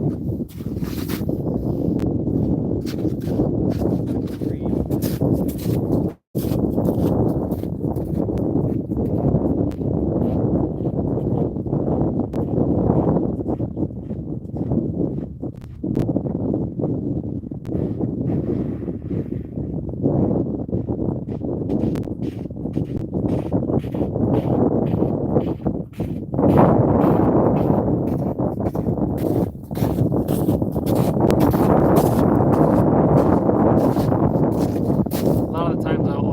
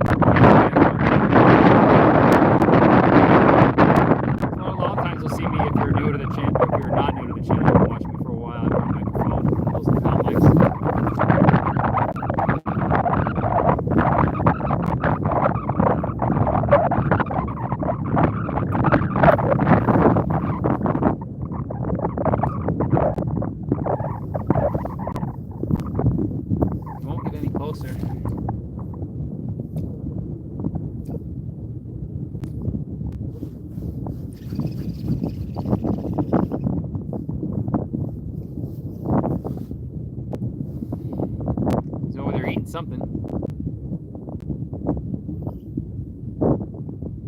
White perch or yellow perch? Either way, those are big perch.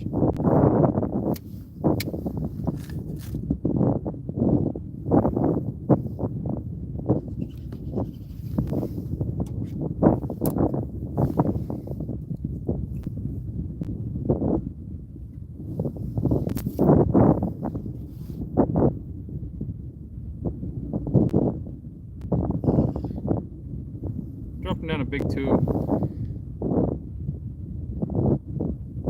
Yeah, we don't have that much snow anywhere except for our ski resorts. We've had the state next to us has had the worst winter, warmest winter on record. They haven't been below 0 in one of their cities all year. Those are big freaking yellow perch. Jeez. Trophy's 14. I've only got a couple of those for this state, New Hampshire at least. I'm not sure where you're out of, and don't be insulted if you talked to me before and I don't know who you are, as I talk to about, I don't know, 10 new people a week.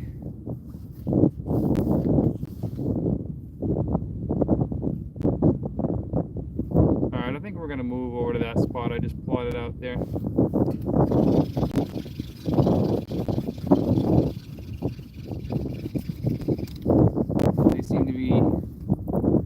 Seem to like being near the ledge a little bit more. This is kind of just a roamer spot.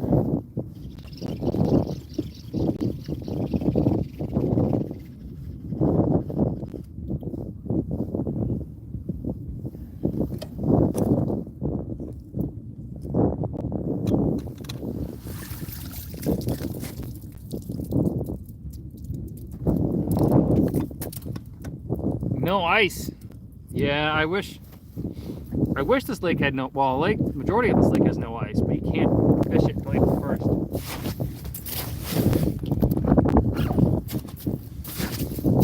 It's a very silly rule. Hold on 1 minute, Kennedy.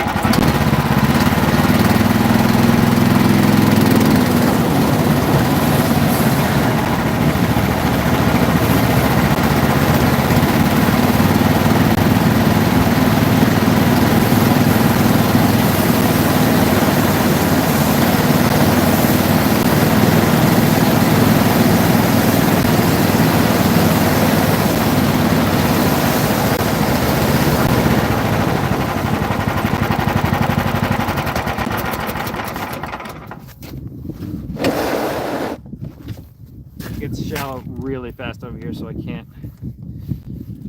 overshoot my destination.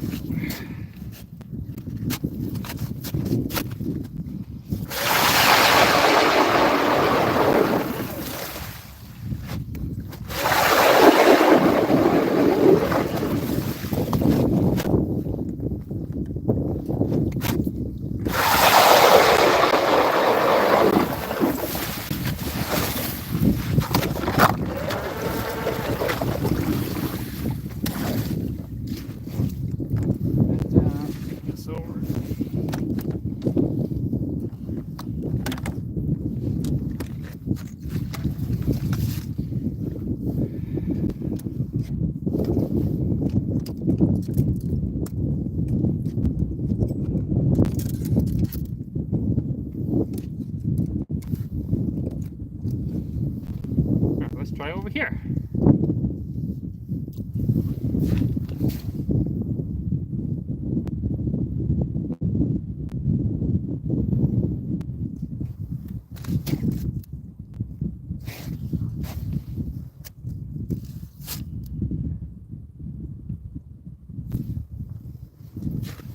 Go for the browns. They got big fish.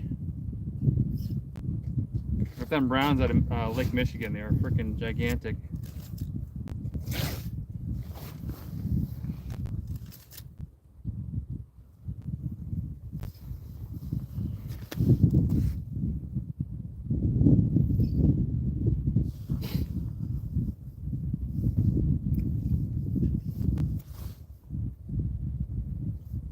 Full send or no send, that's my belief. Just go for it. Just be safe. Yeah. As much as possible. It looks like the storm is with the clouds that were above me are kind of breaking up a little bit. Pushing hard east.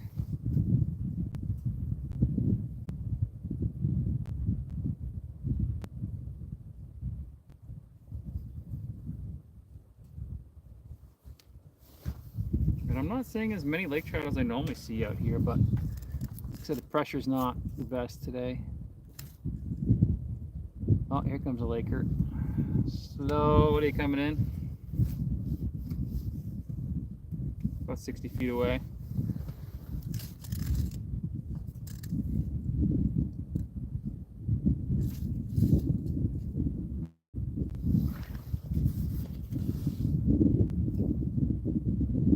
Coming in from the deep side.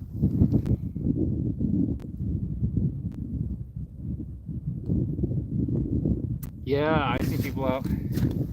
They were breaking ice with their plano boards. I mean, that's hardcore. I don't know if what state that was, but it was they were trolling for walleyes for sure. I was out on the boat February 10th, and you guys haven't seen that video yet, but I'm in the midst of editing it. And I would be out in the boat in the next week or so, except for I'm busy. Well, I'm not busy. I'm committed. My time is committed somewhere else.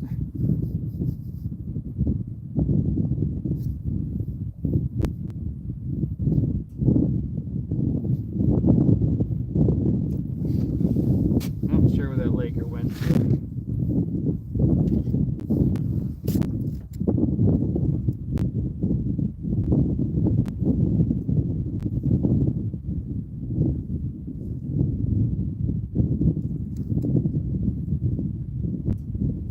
Still fishing Lake Winnipesaukee, New Hampshire's biggest lake. Not the deepest lake in New Hampshire, but it is the biggest.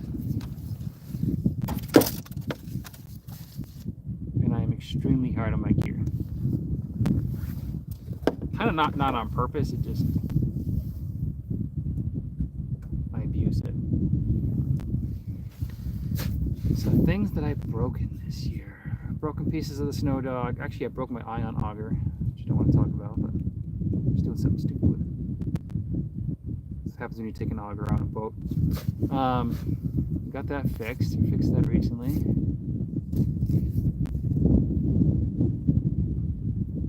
It's still early in the, well, getting late in the year. I haven't broken any rods this year though. Broke one last year. Stepped right on it.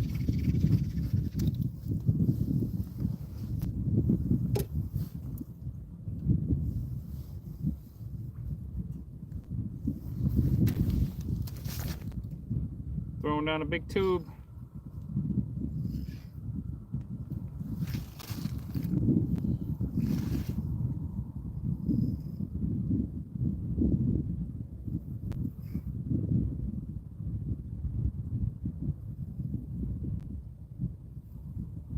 But I can only fish for, I don't know, probably 20 more minutes or so. You can buy the Winnie kit from benditfish.com. Let me leave it in the comments here. Oh, actually, I don't think I can chat with you guys. So yeah, bend, benditfish.com. And I have two websites. There's benditfishing.company.site. Don't go to that one. That's my old site. I'm closing that one down. But I highly suggest buying, there's two Winnie kits on my website. Depending on when you order, I might be out of the tungsten jigs. I'll be only serving or only selling the big jigs, which work actually better than the tungsten. I just haven't used them that much because I've been using tungsten for so long. But they're made, everything's made literally in my garage. The jigs are made in Massachusetts by a guy, and they freaking slam lake trout. So if there's lake trout around, I'll show you what a lake trout looks like. Yeah, benditfish.com. Thank you for supporting the channel. Appreciate it. I have to use the facilities, so give me 1 second.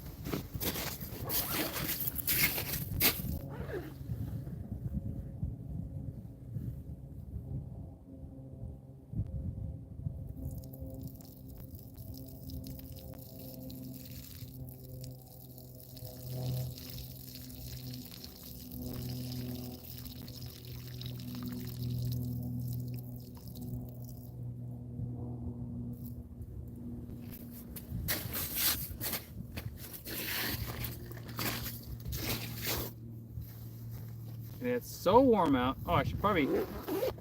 So warm out. I actually had the vents open on the side of my bibs, and I was wondering why I was cold. Should probably close those now.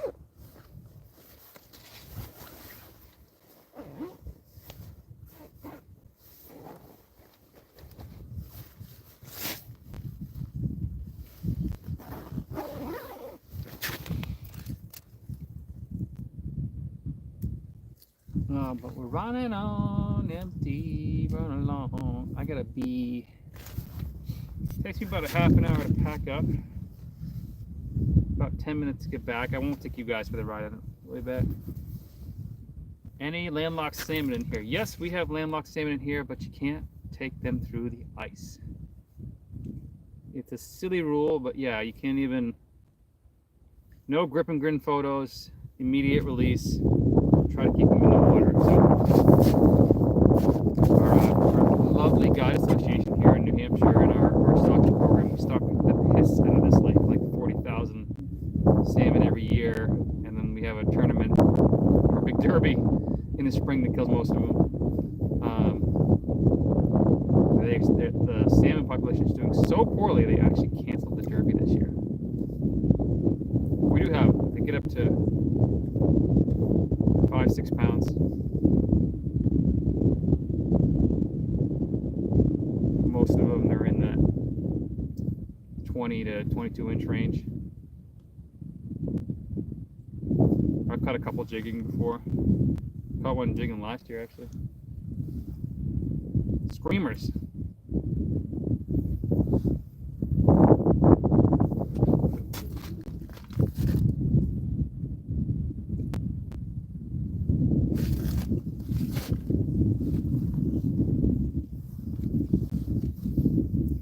That's all we got for salmon.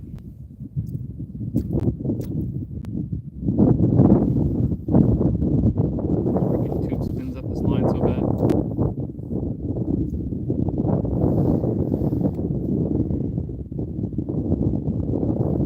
Yeah, if they stop stocking them here, we have like 2 or 3 streams that they can spawn in, and the habitat's not the best for them, so they do spawn. The success rate is like less than 1% apparently. Yeah, trolling up here for them is pretty much all Winnipesaukee is known for is landlocked salmon and big white perch during the ice fishing season. There's tons of lakers in here. I mean, I've seen anywhere to 30 on the screen for respawn. Just completely stacked up.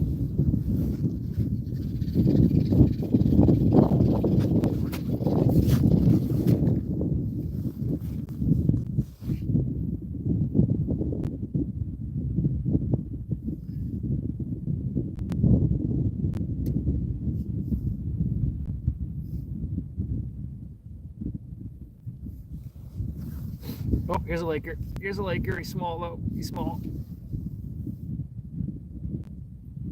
He's small. He's too small. He's too small.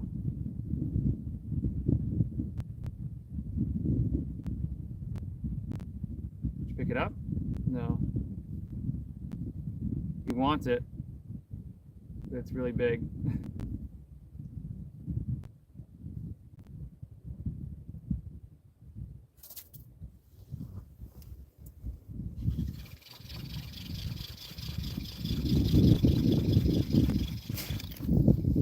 That's the issue with big baits. Keeps away the always small fish, but he's still down there. Let me see if I can get him with the small swim bait.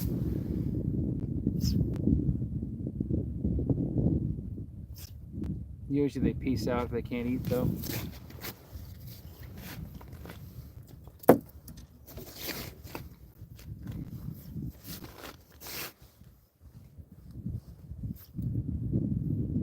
Yeah, as soon as that storm front moved in, it's probably literally snowing on the mountains behind me. It got real dark over there.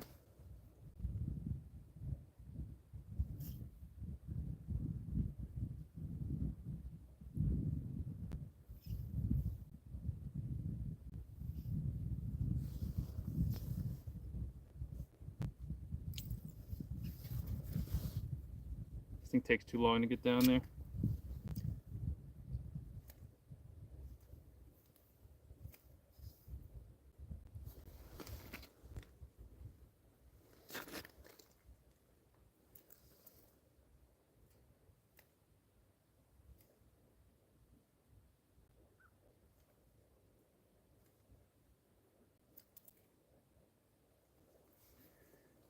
All right, we are going to stop going live at 4 p.m. Eastern Standard Time, which is in about 4 minutes here.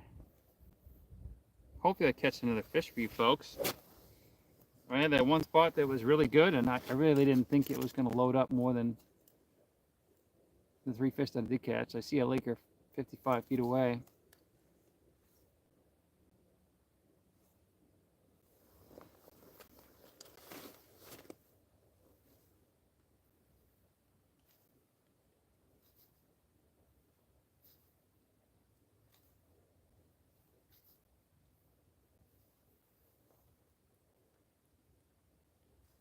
And I'll probably check a couple spots on the way out. So if I do release a video, the other fish will be on the full video, but it might be out. Oh, I don't know when this video will be out. If I do release one, I haven't decided yet. I want to see what the numbers do like for the live stream. And how did you guys find this live? For the 15 people that are on, please comment how you found this live. Were you on Shorts and I popped up? Or did you get a notification from YouTube saying that I was live? Let me know in the comments. I really need that information because I'll continue to do these lives because I don't have to spend hours editing.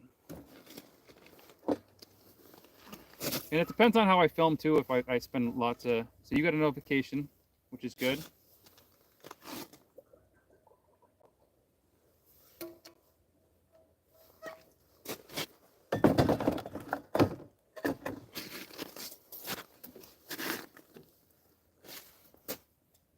A random short.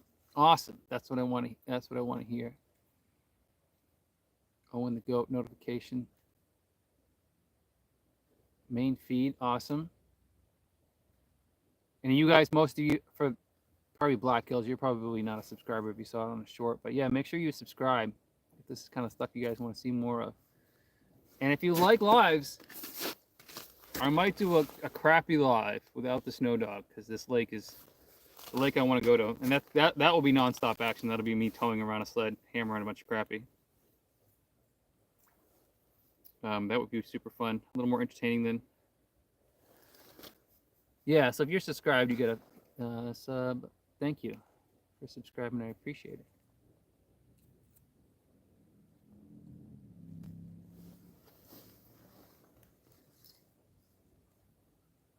Yeah, so YouTube just changed how they promote live streams, and now they promote them on shorts. So I just want to make sure that they're actually doing that. Last time I went live, I got a ton of views and a ton of subscribers, which is awesome.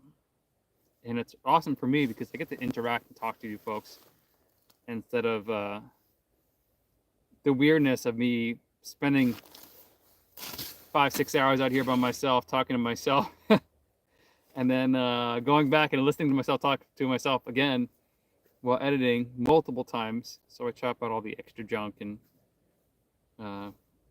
all the dead air space basically for you folks, and then try to make a very concise under 20-minute video.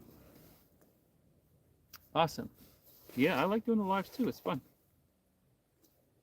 And if they're going to continue to support it on shorts, might as well. I think the biggest issue is the time of day that I do shorts at. So the last or lives at last time I was at night. A lot of people are not working at 6, 7 o'clock at night, so those are easy. But I fish during the daytime most of the time, so. All right, well, thank you guys so much for tuning in. I greatly appreciate it. For those of you who watch and watch the whole time, awesome. I appreciate it. But we're gonna actually pack up and leave here. I have a dinner plans basically.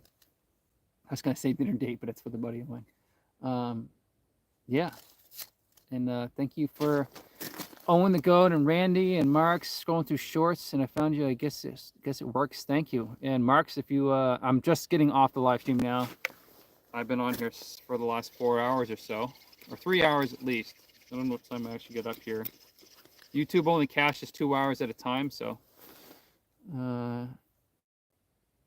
Yeah, I did pull a few. I pulled 2 Lakers up, 24-incher and probably an 18 or so. And then 1 burbot. So it was actually a good trip. Like, normally when I go live, nothing happens. So this was awesome. Thanks for tuning in, especially on a weekday at noon to 4 o'clock. There's a bunch of smelt 40 feet away from me. Bottom is just buzzing, and it's weird. Like I don't know. All right, I'm gonna check a few more spots on the way out, but I definitely have to get going. Thanks for tuning in, folks. And hopefully I can do this again next week. Fish Levitts a few days ago and had tons of action. Thanks. Yeah, you're very welcome. I am signing off. For those of you just getting on, I'm sorry I'm signing off, but I have to go. I have plans. So let's stop the live stream. Thanks again. Okay.